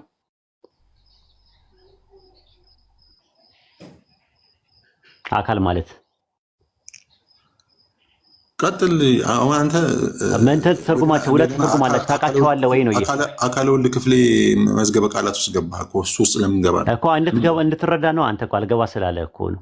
ምኑን ያልገባህ? ምኑን አውራ እኮ አካል የሚለውን የተረዳህበት ነገር የተሳሳተ ነው። እሱን ነገር አጥራው ነው እያልኩ ያለሁት። እሺ እስኪ ምንድን ነው? እስኪ አስረዳ። አካል ማለት ኪዳነ ወልድ ክፍሌ መዝገበ ቃላት ላይ 2 ትርጉም አለው። አንደኛ አካል የሚለው ቃል አካለ ለየ ከሚል ቃል የመጣ ሲሆን አካል ማለት መለያ መታወቂያ ማለት ነው። እኔ የሚል ባይ ነው። እኔ ባይ የሚል ማንነት ማለት ነው። ቀዋሚ ማንነት ይባላል። ቀዋሚ ማንነት ወይም ደግሞ ቀዋሚ ማንነት ሲሆን አሁን አንተ ለምሳሌ አካል አለ። አካል ማለት ቀዋሚ ማንነት ነው። ከአንተ ከኔ የምትለይበት ማለት ነው። አንተ ማነህ ስልህ አማናዊ ትላለህ። ታች ያለው ልጅ ማን ነው ስንል አወከር። ከዛ ደግሞ ስሚዝ የምንባለው ነገር አካል ይባላል። ገብርኤል፣ ሚካኤል፣ ሱራፌል፣ መላእክቶች በአጠቃላይ ፐርሰን አላቸው፣ አካል አላቸው። ፈጣሪም በእናንተ ትምህርት አካል አለው ስትሉ ይህንን ነው። እኔ ባይ ነው ማንነት አለ፣ 3 ማንነቶች አሉ እያለ። ስለዚህ ፐርሰን ማለት የእንግሊዝኛው ቃል ወይም ፕሮሶፖን የሚለው የግሪከኛው ቃል ወይም ደግሞ ሸክስ የሚለው የአረብኛው ቃል ይህንን ታሳቢና ዋቢ ባደረገ መልኩ ነው የመጣው። አሁን ጥያቄ የሚነሳው ነገር ኢዮብ ላይ ቀላይና ባህር እኔ እያሉ ሲያወሩ ፐርሰን ናቸው ወይ? ማንነት አላቸው ወይ? ማንነት አላቸው። ማንነት አላቸው። በቃ ታች ወርደህ ታብታብ አድርግ እንዴ። ለምን ምንድን ነው እንዴ? ለምን ታች ከወረደ ሰው ጋር ማውራት ትንሽ ይከብዳል። ባህርና ከላይ ፐርሰን ናቸው ብሎ አረፈው ስሚስ። አይ አልገባውም። አካል አልገባውም። ስለዚህ ታች ወርዶ ታብታብ ያደርግ። አይ ቲንክ ደረጃው አይደለም እንትኑ ማለት ነው። የእንትኑ ደረጃው አይደለም።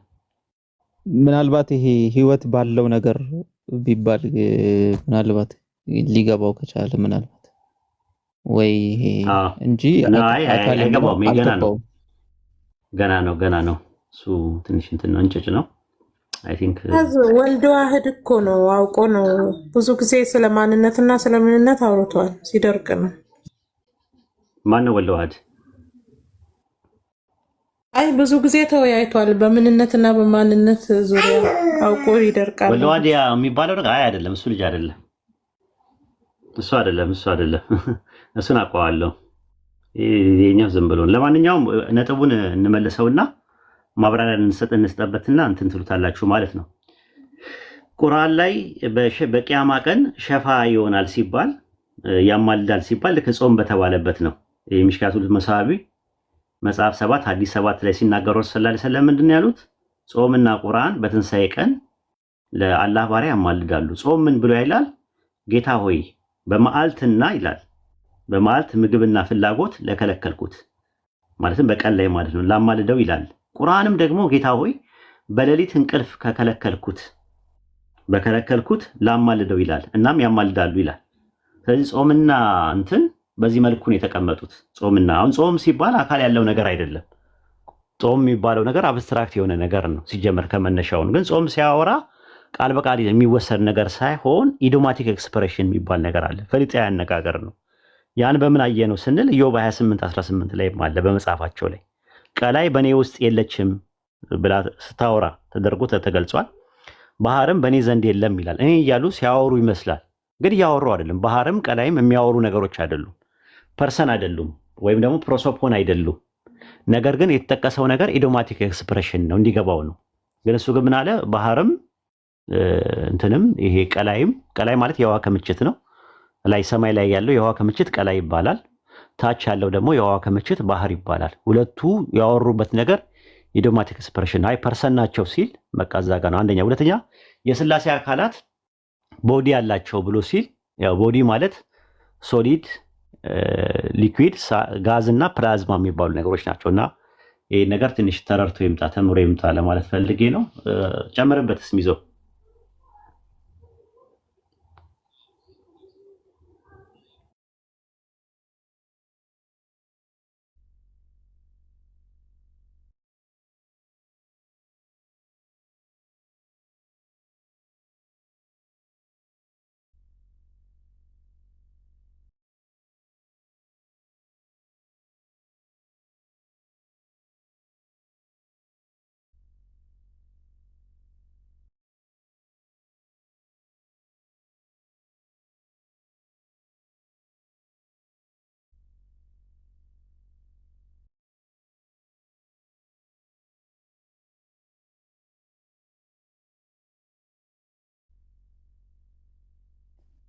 ከታች አይሰማም ይላሉ የኔ ነው መሰለኝ እስቲ ማሂር አንተ አውራ አይሰማም እያሉ ነው ምንድነው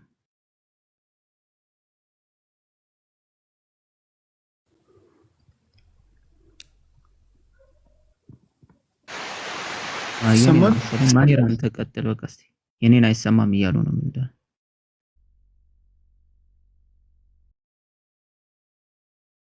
አሁን ይሰማል ስሚቶ ቀጥል ሀይቢ ኦኬ ስለዚህ ያው አካል ተብሎ ሲጠራ ከሁለት አንፃር መረዳት መቻል አለባችሁ ማለት ነው እንጂ አሁን ቦዲ በሚለው ማንነትን ለማመልከት ቦዲ ተብሎ ሥላሴ 3 ቦዲ አላቸው ተብሎ አይነገርም 3 ማንነት አላቸው ብሎ ከመናገር ነው ሊያመጣ የሚችል የነበረው ያንን ስላልተረዳ ነው ኢዮብ ላይ ያለውን ሲጠቀስለት ያልተረዳው ማለት ነው ኢንሻአላህ ጀዛከላህ ኡስታዝ ለማንኛውም ማማለድ ሲባል ከምን አንፃር እንደሆነ ተረታችሁታል አይ ቲንክ ጥያቄ ያላችሁ ግቡ ክርስቲያኖች ጥያቄ ያላችሁ ክርስቲያኖች አሁን ግቡ ብዙ አለ ጥያቄ ያላችሁ አስገቡ ሞዴሬተሮች ኡስታዝ ስላለ ሙቺ ይጎዴ ስሚዝ ጥያቄ ያላችሁ ክርስቲያኖች ቢገቡ አይሻልም ኡስታዝ ገስት ያላኩና ለዛ ነው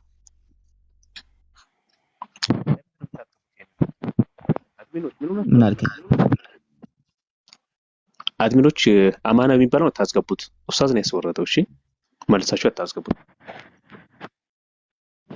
ሌላ ክርስቲያኖች አስገቡ 1000 ሰው ምናምን ይታያል። ክርስቲያኖች ያስገቡና ካሉ ምናልባት አሁን የመጡ ሞዴሬተሮች ሊሆኑ ይችላሉ። አትፍረድባቸው።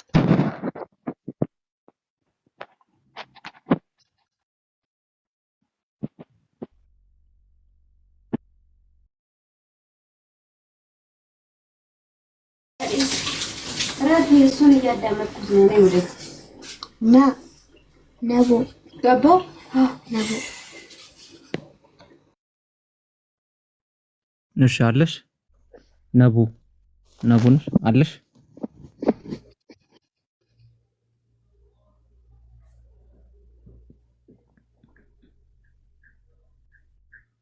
ቃል አለሽ መግባቷንም ኡስታዝ ጀማል ድምጽህ ልክ አይደለም። ተፋፈናል ያንተ ድምጽ። ቃል አለሽ አሉ ሰላም ነው አለን። እሺ ኡስታዝ ካለ መቀጠል ትችላለህ ከቃል ጋር። ቀጥል፣ ችግር የለውም። እኔ ውሃ ነገር ጠጣ ብዬ ዞር ብዬ ነበረ።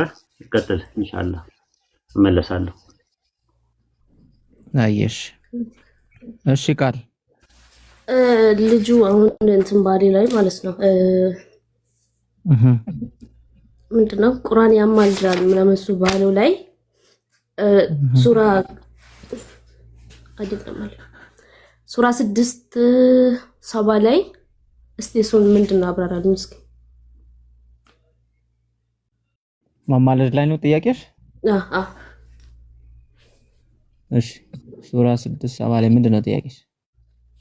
እኮ አላህ ያማልዳል ነው ማማላጅ ምናምን እንዳለ እሱ ላይ ወስጥ ያስረዳኝ። ካላ ሌላ ማለት አላህ ማን ነው የሚያማልደው? ማን ነው የሚማልደው ማለት ነው?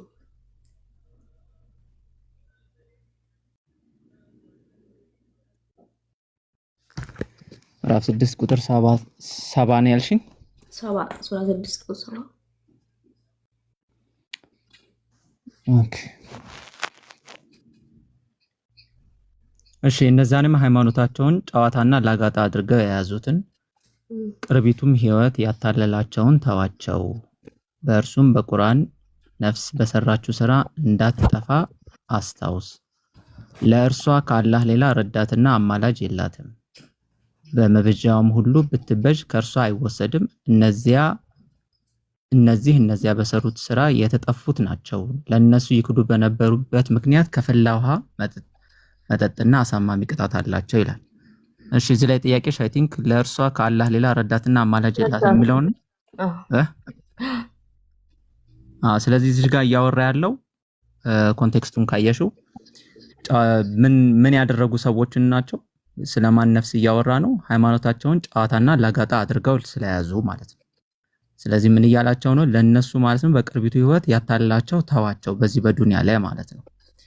እንዘን ከዛ በእርሱ በቁርአን ነፍስ በሰራችው ስራ እንዳትጠፋ አስታውስ ይልና ለእርሷ ከአላህ ሌላ ረዳትና አማላጅ የላትም፣ ሚያድናት የለም እያለ ነው ለእርሷ። ወይም ደግሞ አማላጅም ሲመጣ ማለት ነው ከአላህ በስተቀር የሚያማልዳት የለም። ያ ማለት ምንድነው? ከአላህ በስተቀር በእርሱ ፍቃድ ካልሆነ በስተቀር ማንም አማላጅ ለሱ የሚመጣለት የለም ማለት ነው። ለምሳሌ ማንም አያድነው። አንድ ካፊር ወይም ደግሞ በአላህ Subhanahu Wa Ta'ala የካደ ሰው ለምሳሌ ካለ ያ በአላህ Subhanahu Wa Ta'ala የካደ ሰው ማለት ነው ማንም ሰው ዘሩም ገንዘቡም ምንም ነገሩ ምን አያደርገውም አያድነውም። ስለዚህ ምን የለውም ማለት ነው አላህ Subhanahu Wa Ta'ala ከፈቀደለት ሰው በስተቀር ማንም አያማልደውም፣ ማንም ለሱ ደግሞ ረዳት አይሆነውም ማለት ነው። ግልጽ ነው ሐሳቡ? እሺ ማለት አማላጅ ስል ከማን ጋር ነው የሚያማልደው ታዲያ? አላህ ራሱ አላህ እንዴት ነው የሚያማልደው? እንደዛ አይደለም እያልኩሽ ያለሁት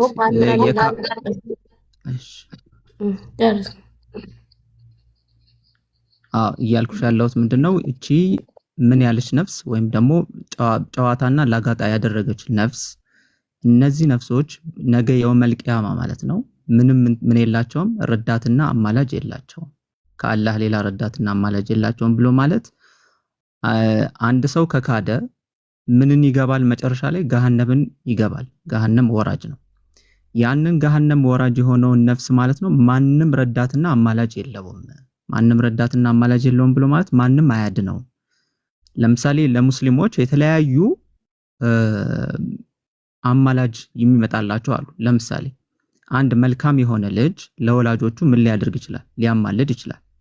ኦኬ፣ መልካም የሆነ ልጅ ለወላጆቹ ሊያማልድ ይችላል። በተመሳሳይ እንደዚህ ግን የካዱ ሰዎች ኦኬ፣ የካዱ ሰዎች ማንም ረዳትና አማላጅ የላቸውም። ነገ የውመል ቂያማ የመጨረሻው ቀን ላይ ማንም ረዳትና አማላጅ የላቸውም። ምልጃ እንኳን የሚመጣ ሲሆን ማንም ምልጃ ቢመጣ እንኳን ማንን ነው በማን ፍቃድ ነው ሊያማልድ የሚችለው? በአላህ Subhanahu Wa Ta'ala ፍቃድ ብቻ ነው ሊያማልድ የሚችለው ማለት ነው። ስለዚህ ረዳትና አማላጅ የላቸውም ማለት ነው። ለነዚህ ሃይማኖቶቻቸውን ላጋጣና ጨዋታ አድርገው ለያዙ ሰዎች ማለት ነው። ግልጽ ነው።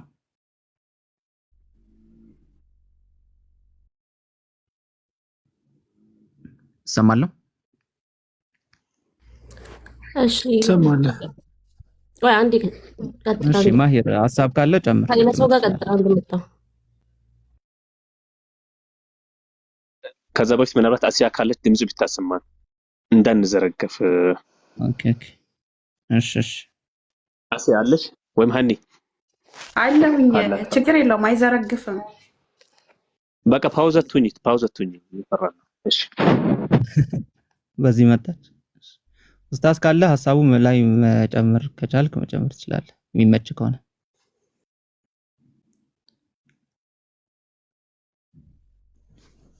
ኡስታዝ አልተመቸውም መሰለኝ። እስሚዞ አንተ ያነሳው ሐሳብ ከፈለገችው ሱረቱል ዩኑስ ላይ ሰላም አለይኩም ይሰማል? መጣል ትሰማለህ? መጣል አዎ፣ ካላህ ሌላ ረዳትም የላቸውም እና ረዳትም አማላጅም የላቸውም ሲል ረዳትና አማላጅ የሚለውን አማርኛው ላይ አምታቷቸዋል። ብዙ ሰዎች እንደዚህ አይነት ጥያቄ ይነሳል። ራሱ ማለት ተያይዞ ስለመጣ ካላህ ሌላ ነው። ካላህ ምንድነው የሚለው?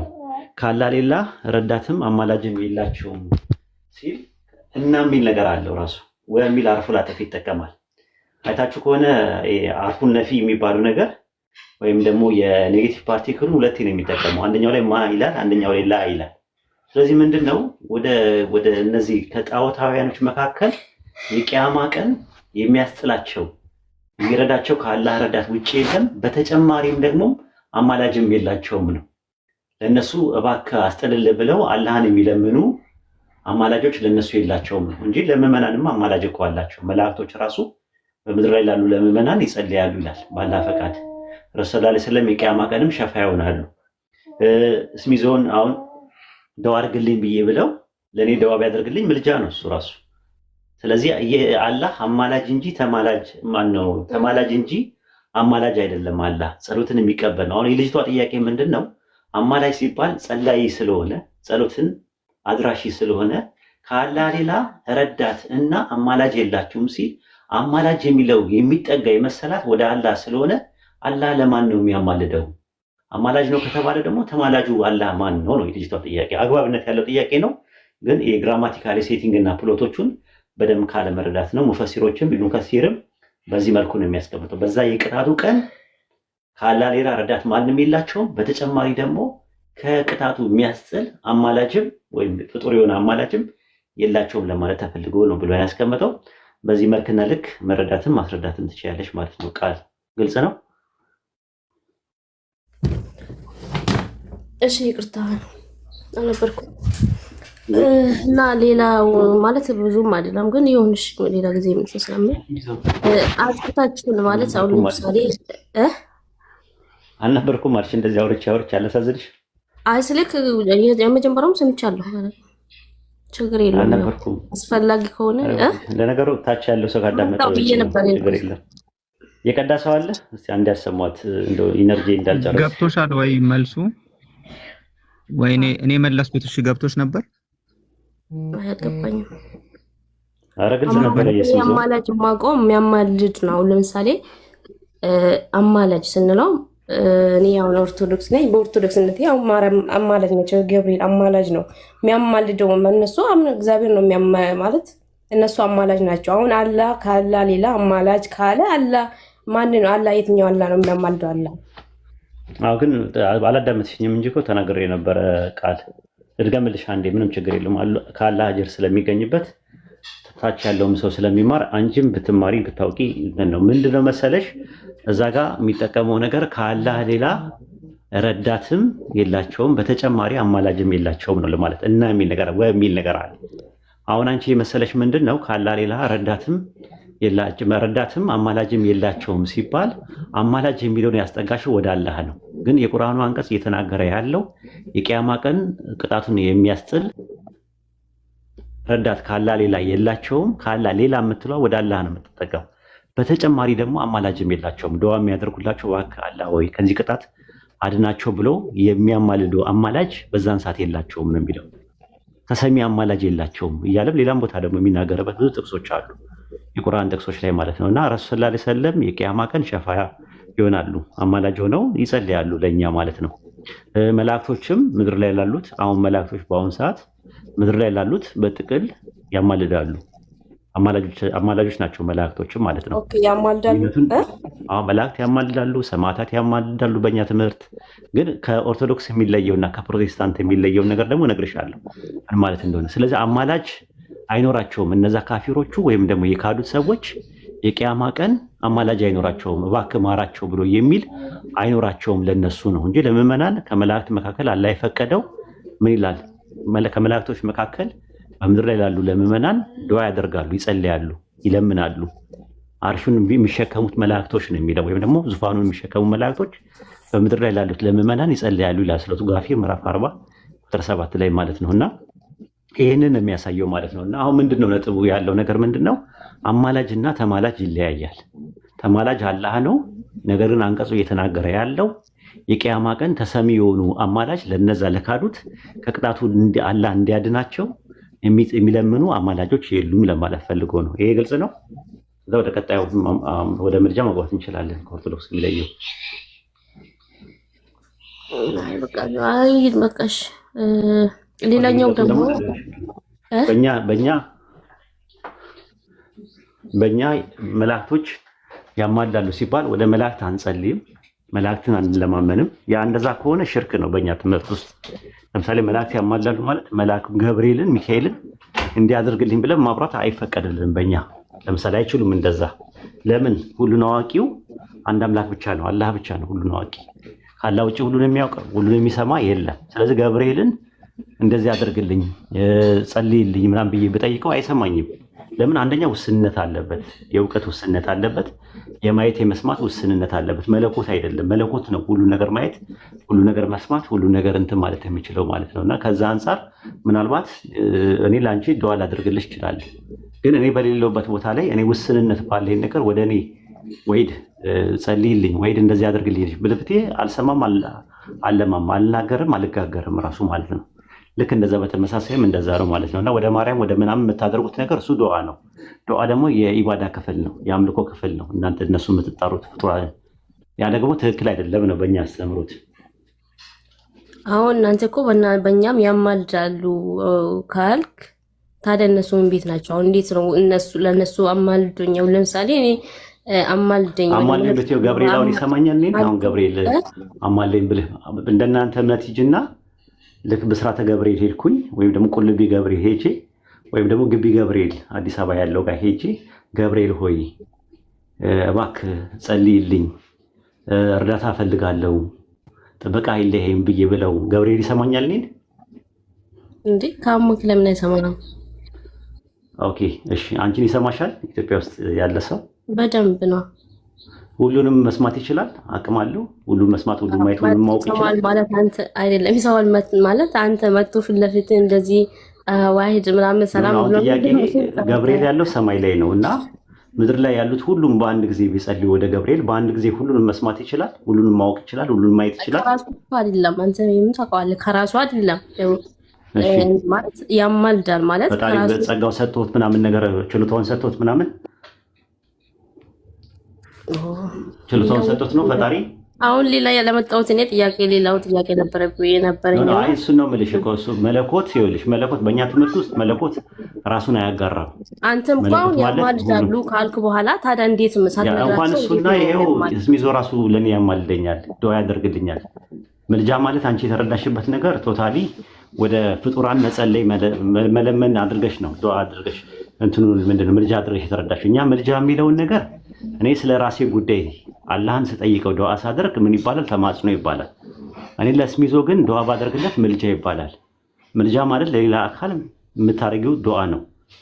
ገብቶሻል? ነገር ግን ወደ ማርያም፣ ወደ ገብርኤል፣ ወደ ፍጡራን ብትለምኛቸው ብታወሪያቸው እነሱ አይሰሙም። ሁሉ ነገር መስማት፣ ሁሉ ነገር ማወቅ፣ ሁሉን ነገር መቆጣጠር የሚችል ሁሉን ቻይ አምላክ አንድ አምላክ። ይህንን ባህሪውን ደግሞ ለፍጡራን አያጋራም፣ ለማንም አልሰጠም። እንደዛ ሁሉ ነገር እንዲያውቁ፣ ሁሉ ነገር እንዲሰሙ፣ ሁሉ ነገር ደግሞ እንዲመለከቱ አድርጎ አልፈጠራቸውም። ውስንነት አለባቸው። የእውቀት ውስንነት አለ፣ የማየት የመስማት ውስንነት አለባቸው። ማለት ለዛ ነው ሱረቱል ፉርቃን ምዕራፍ 25 ቁጥር 7 ላይ የቂያማ ቀን አላህ መላእክትን ይጠይቃቸዋል።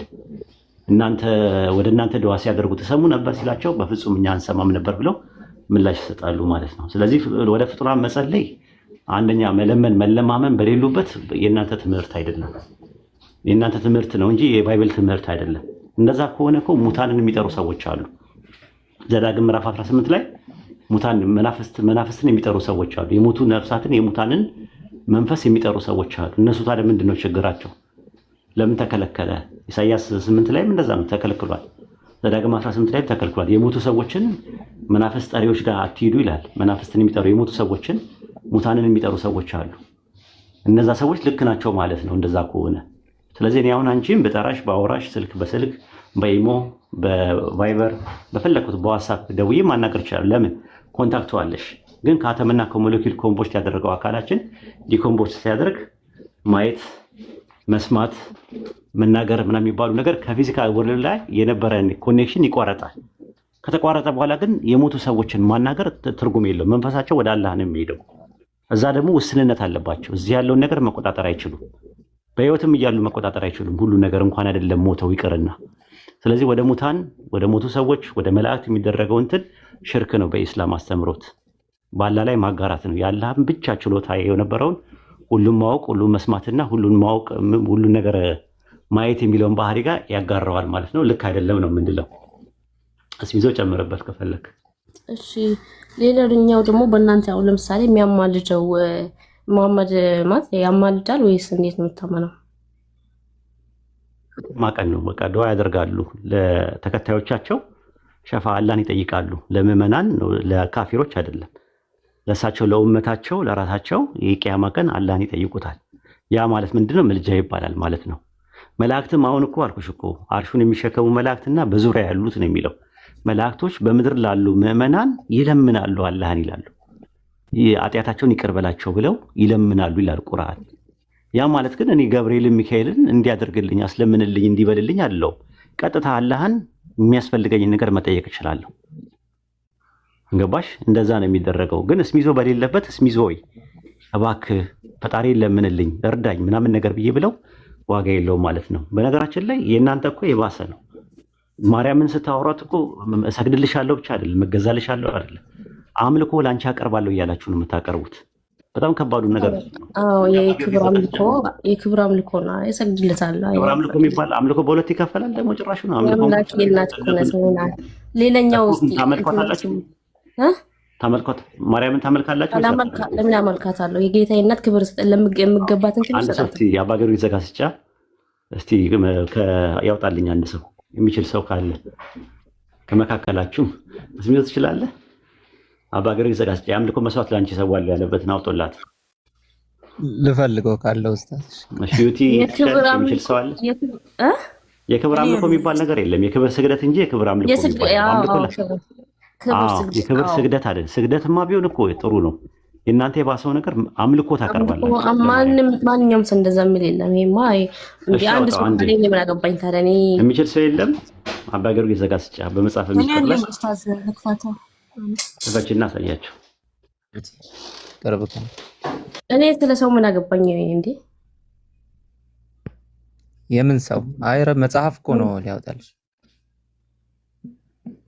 ኧረ ነው እሱን ተውና፣ እኔ እሱን የምጠይቀውን አስተማሪዬን ጠይቃለሁ። አሁን ልጠይቃችሁ መጣሁት እኔ ሌላ ነው እና ችግር የለውም አብሽሪ። እንዚራ ስብሐት የሚባለው መጽሐፍ የቤተክርስቲያን መጽሐፍ ነው።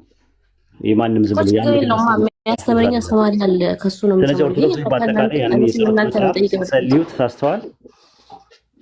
የጸሎት መጽሐፍ ይኸው ምንም ይላል እቀበላለሁ። ምንም ችግር የለም። ችግር የለውም ካልተቀበልሽ ግን ይኸው እዚህ ጋር ምን ይላል እስቲ አንብቢላት። አይ እኔ አሁን ጥያቄ የሆነብኝ ትመልስልኛለህ ወይስ ልውጣ እኮ? አንዴ እንጨርስ ይሄንን። ለማርያም እንደምታመልኩ እኔ ምን አድርግልኛል? እኔ ምን አንተ እንደፈለከው ፈተህ እንደፈለከው የምታደርገው እኮ አንተ አይደለም። እስቲ የኔ መጽሐፍ አይደለም እንዚራ ስብሐት ላይ እስቲ ይሄንን እዩና ይዘሽው ሂጂ ጥያቄው ማለት ነው። ችግር የለውም ያውቃዋለሁ አልኩኝ። እስቲ አንብቢው ዩቲ አንብቢው አንብቢላችሁ።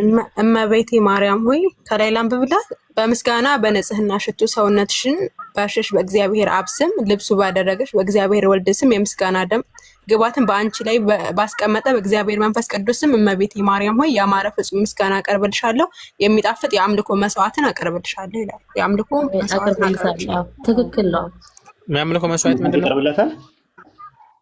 አምልኮ አይደለም የአምልኮ መስዋዕት ይላል እኮ መስዋዕት፣ የአምልኮ መስዋዕት ይላል። እስኪ መጽሐፉን አሳየኝ። ይሄው መጽሐፍ እንዚራ ስብሐት መስዋዕት ማለት ነው። ስግደት እንዚራ ስብሐት በአማርኛ አለ እንዴ? እስኪ አለ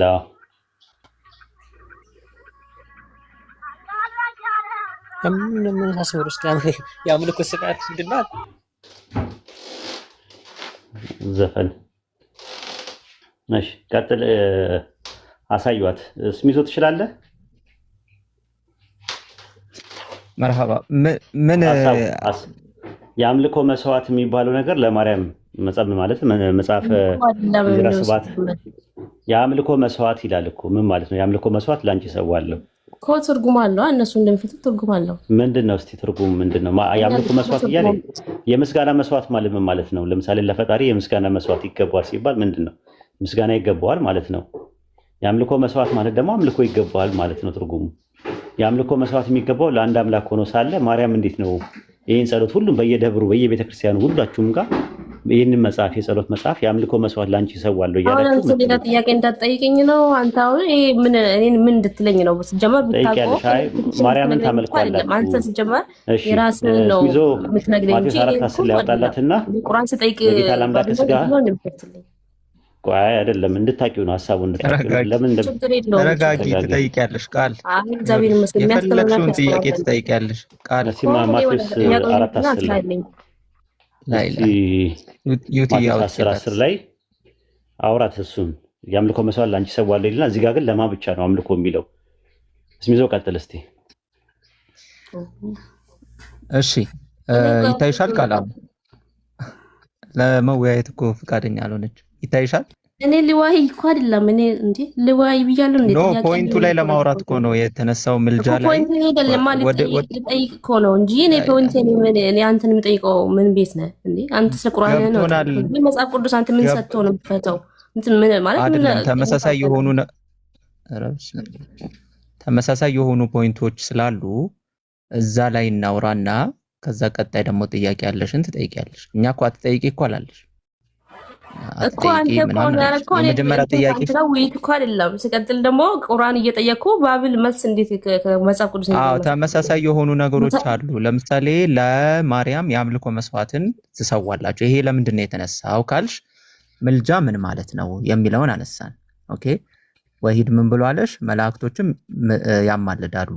ኦኬ እንደዛ ሲባል ግን በእኛም እኮ መላእክቶች ያማልዳሉ ብለሽ ስትናገር አረቆ አስጨርሽ ቃል ቆይ እንጂ በዚህ እናንተ ጋርም እንደዚህ ያለ እንደዚህ ያለ ምን አስፈልጋለሁ? ቆይ በእኛም መላእክቶች ያማልዳሉ ስትይ የኢስላሚክ ኮንሰፕት እና የክርስቲያኒቲው ግን በጣም የተለያየ ነው።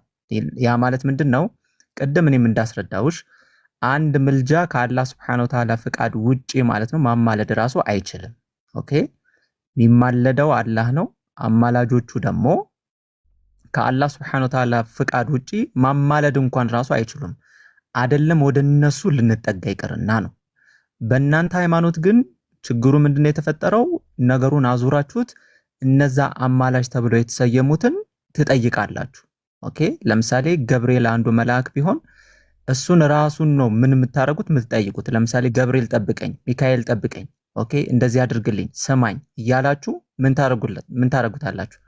ያንን ጸሎት ታደርጉለታላችሁ። ጸሎት በራሱ ደግሞ አምልኮ ስለሆነ ያንን አምልኮ እያጋራችሁ ነው ብለን ተናገርን። አንዱ ማርያም አማላጅም ናት ብላችሁ ስታስቀምጡ የማርያምን ከማማለድ ውጪ ሌላ ቦታ ስታችኋት ምን እያረጋችኋት ነው? ይሄው የአምልኮ መስዋዕትን ላንቺ እሰዋለሁ። ኦኬ የአምልኮ መስዋዕት ደግሞ የሚሰዋው ለማን ብቻ ነው? ቃል እኛ የምናመልከው አምልኮ የሚገባው ለአንድ እግዚአብሔር ብቻ ነው። እኛ ለማርያም የአምልኮ መስዋዕት ይገባታል። እሺ ቃል ክብር ነው ይገባት። ለማርያም ክብር ስግደት የአምልኮ መስዋዕት ይገባታል። ለማርያም አምልኮ አይደለም። ይገባታል ወይ? ይገባታል። የአምልኮ መስዋዕት ለማርያም ይገባታል ወይ? አይደለም ማርኩ እኮ አይገባትም አይደል? እኔ ሌላ እንትን ውስጥ እንዳታስገባኝ። እኔ እንዝራ ሰባት ላይ ግን ይኸው እንደዚህ ይላል እያለች ነው። ይኸው ማስረጃውን አንቺ እንትን አትበይ፣ ሐሳቡን መሽንትን ማለት ትተሽ አሁን እዚህ አንቺ መመለስ መጽሐፍ እንዝራ ሰባት መጽሐፍ እኮ ከየት አመጣችሁ? ቁርአን ከየት አመጣችሁ? ሐዲስ እንደምትሉ እኮ አንተ አሁን ከየት አመጣ? አንተ ከፍተህ ስላልክ አይደለም።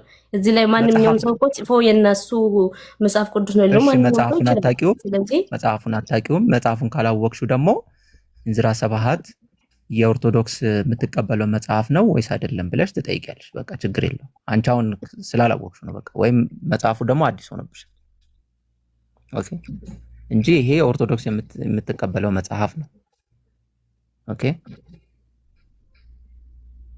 ኦኬ። አሁን ሙሉ መጽሐፉን ነው ልጠይቅኝ ነው እንትን የምትለው ወይስ ምንድን ነው? ልውጣ ወይስ ልጠይቅህ? እንደዛ ከሆነ ማለት ነው። አሁን ለምሳሌ ጠይቅሽ እኮ ቆይ ልጠይቅህ ሌላ አልጨረስኩም እኮ ሲጀመር። አንተ እንዳትጠይቅኝ እኮ ነው በመሀል እንትን የምትለው። ይሄንን ጥያቄ ይዘሽ ትሄጃለሽ። አሁን ይሄን ጥያቄ ይዘሽ አትሄጂም? አትጠይቂም? አባቶችሽን አስተማሪዎችሽን? አባቶች በጣም የሚያስተምሩ አስረግጠው የሚያስተምሩ አሉ። በጣም በቃ ከነፎች ውስጥ አንዳቸውን ጠይቂያቸው። ይሄን ስክሪንሻት አድርገሽ ሂጂ እና የአምልኮ መስዋዕት እኛ ማርያምን የክብር ስግደት እንሰግድለታለን እንጂ አናመልካትም። ካላስ እኮ ይሄው ማስረጃውን ይሄንን ስክሪንሻት አድርገሽ ይዘሽ ሂጂ። እንደዚህ የሚል የለም ወይ ሙስሊሞች ጋር እንደዚህ ያገኘን?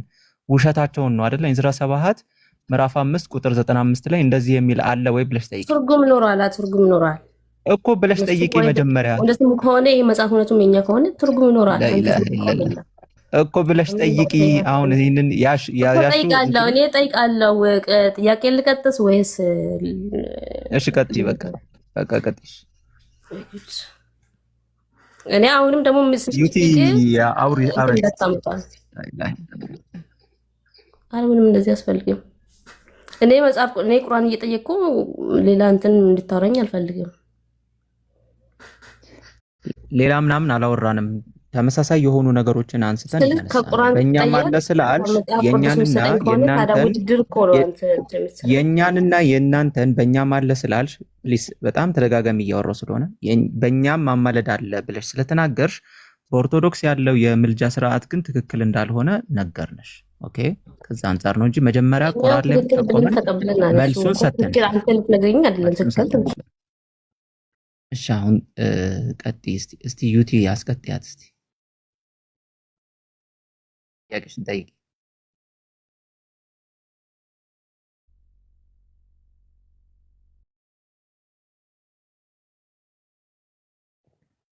ቀጥይ ምን ታረጋችሁኝ እኮ አሁን መሐመድ ያማልዳል ወይስ አማልድም ነው?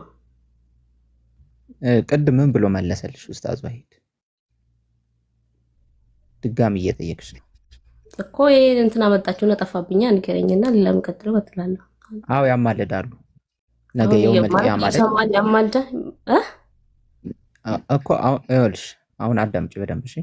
ምልጃ ብሎ ማለት አንደኛ ዴፊኒሽኑ ላይ ካልተስማማን አሁንም ግራ እንጋባለን። ነብያችን መሐመድ ሰለላሁ ዐለይሂ ወሰለም ያማልዳሉ ወይ ሲባል አዎ ያማልዳሉ። መቼ?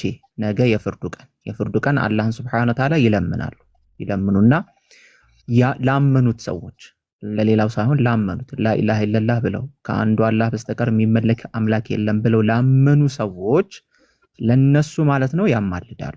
ኦኬ ለነሱ ያማልዳሉ። ያ ማለት ያማልዳሉ ብሎ ማለት እኛ ሙስሊሞች አሁን ነብዩ መሐመድ ሰለላሁ ዐለይሂ ወሰለም ለነሱ ጸሎት ለነሱ ዱዓ እናደርጋለን ወይ? ለምሳሌ ነብዩ መሐመድን ጠብቁን፣ አግዙን፣ አብሉን፣ አጥጡን እንላለን ወይ? አንልም። ይሄ በእስልምና ትልቅ የሆነ ሽርክ ወይም ደግሞ ትልቅ የሆነ ኃጢአት ነው። ምልጃ ብሎ ማለት ነገ የውመል ቂያማ ነብያችን መሐመድ ሰለላሁ ዐለይሂ ወሰለም አላህ Subhanahu Wa Ta'ala ስለፈቀደላቸው ቅድም ደጋግሜ እንደነገርኩሽ ማለት ነው ማንም የሚያማልድ የለም አላህ የፈቀደው ካልሆነ በስተቀር። ስለዚህ አላህ Subhanahu Wa Ta'ala ስለፈቀደላቸው ምን ያደርጋሉ? ያማልዳሉ። አላህ Subhanahu Wa Ta'ala ይለምናሉ ማለት ነው። ግልጽ ነው። እሺ አሁን በዚህ ሴንስ ከሆነ አው ያማልዳሉ እያልኩሽ አሁን ያማልዳሉ። ነገ የውመል ቂያማ የፍርዱ ቀን ያማልዳሉ። እሺ እንደዛ ከሆነ አሁን ለምሳሌ የሆነ እዛ ምንድነው የምትሄዱበት አለ ምንድነው ሀጅ ምናምን ስታረጉ ሰላም አለይኩም ምናምን ስትሉ አለይኩም ሰላም ብላችሁ ነው የምታስቡት። አሁን ይላል ማለት እንዴት ለምን አስፈልገ ታዲያ እንደዛ የምትሉ ከሆነ አሁን ማማልድ ከሆነ ማለት ነው ሀጅ የምናደርገው እዛ ነብዩ መሐመድ ያማልዱናል ብለን አይደለም ሀጅ የምናደርገው አንዱ የአርካኑል ኢስላም ወይም ደግሞ የእስልምና ውስጥ አንዱ መሰረት ነው። ስለዚህ አንድ ሰው አቅሙ የቻለ ሰው በህይወት ዘመኑ አንዴ ብቻ በግዴታ የሚሆንበት ማለት ነው የሚያደርገው የአላህ Subhanahu Wa Ta'ala ትእዛዝ ነው ሀጅ ብሎ ማለት እንጂ እዛ ስለሄድን ያማልዱናል ብለን አይደለም እዛ የምንሄደው የአላህን Subhanahu Wa Ta'ala ትእዛዝን ለመፈጸም ነው ሀጅ የምናደርገው። ኦኬ ሀጅ የምናደርገው በዛ ሴንስ ነው። እሺ ማለት አሰላሙ አለይኩም ስትሉ ጥያቄውን አሁን በደንብ ስላለሽው ነው እኔም ላግዝሽ የፈለኩት ሰላዋት ነው ማንሳት የፈለግሽው ግን ጥያቄውን በስትክክል አላመጣሽ። እሺ ጠይቂ። አይዛናደኝ ነው ማለት እኔ እየጠየቅኩ ስለራሳችሁ እየጠየቅኩ ስለመጻፍ የምታወራው ከሆነ ምኑን ጠየቅኩት አይደል? ይጠፋብኛል። እኔ ስለምን አነሳው አሁን እየመለስኩልሽ አይደል እንዴ ምን ሆናለች?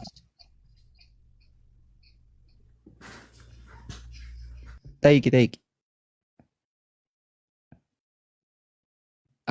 ያልኩሽ ምንድነው አሁን እንደዚህ አይደለም ጥያቄው የሚመጣው እንደዚህ አልነበረም ግን ጠይቂሽ እሺ ጠይቂ።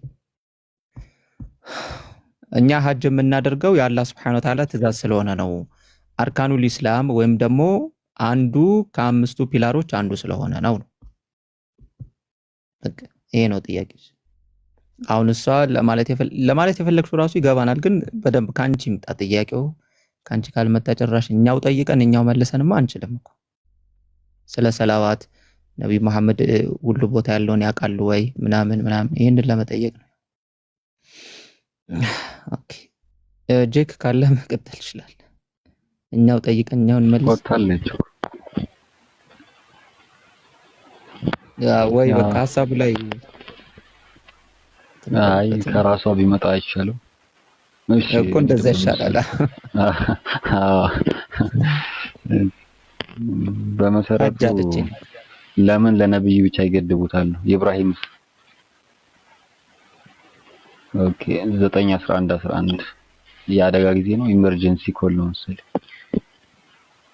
ስሚዝ ኢመርጀንሲ ኬዝ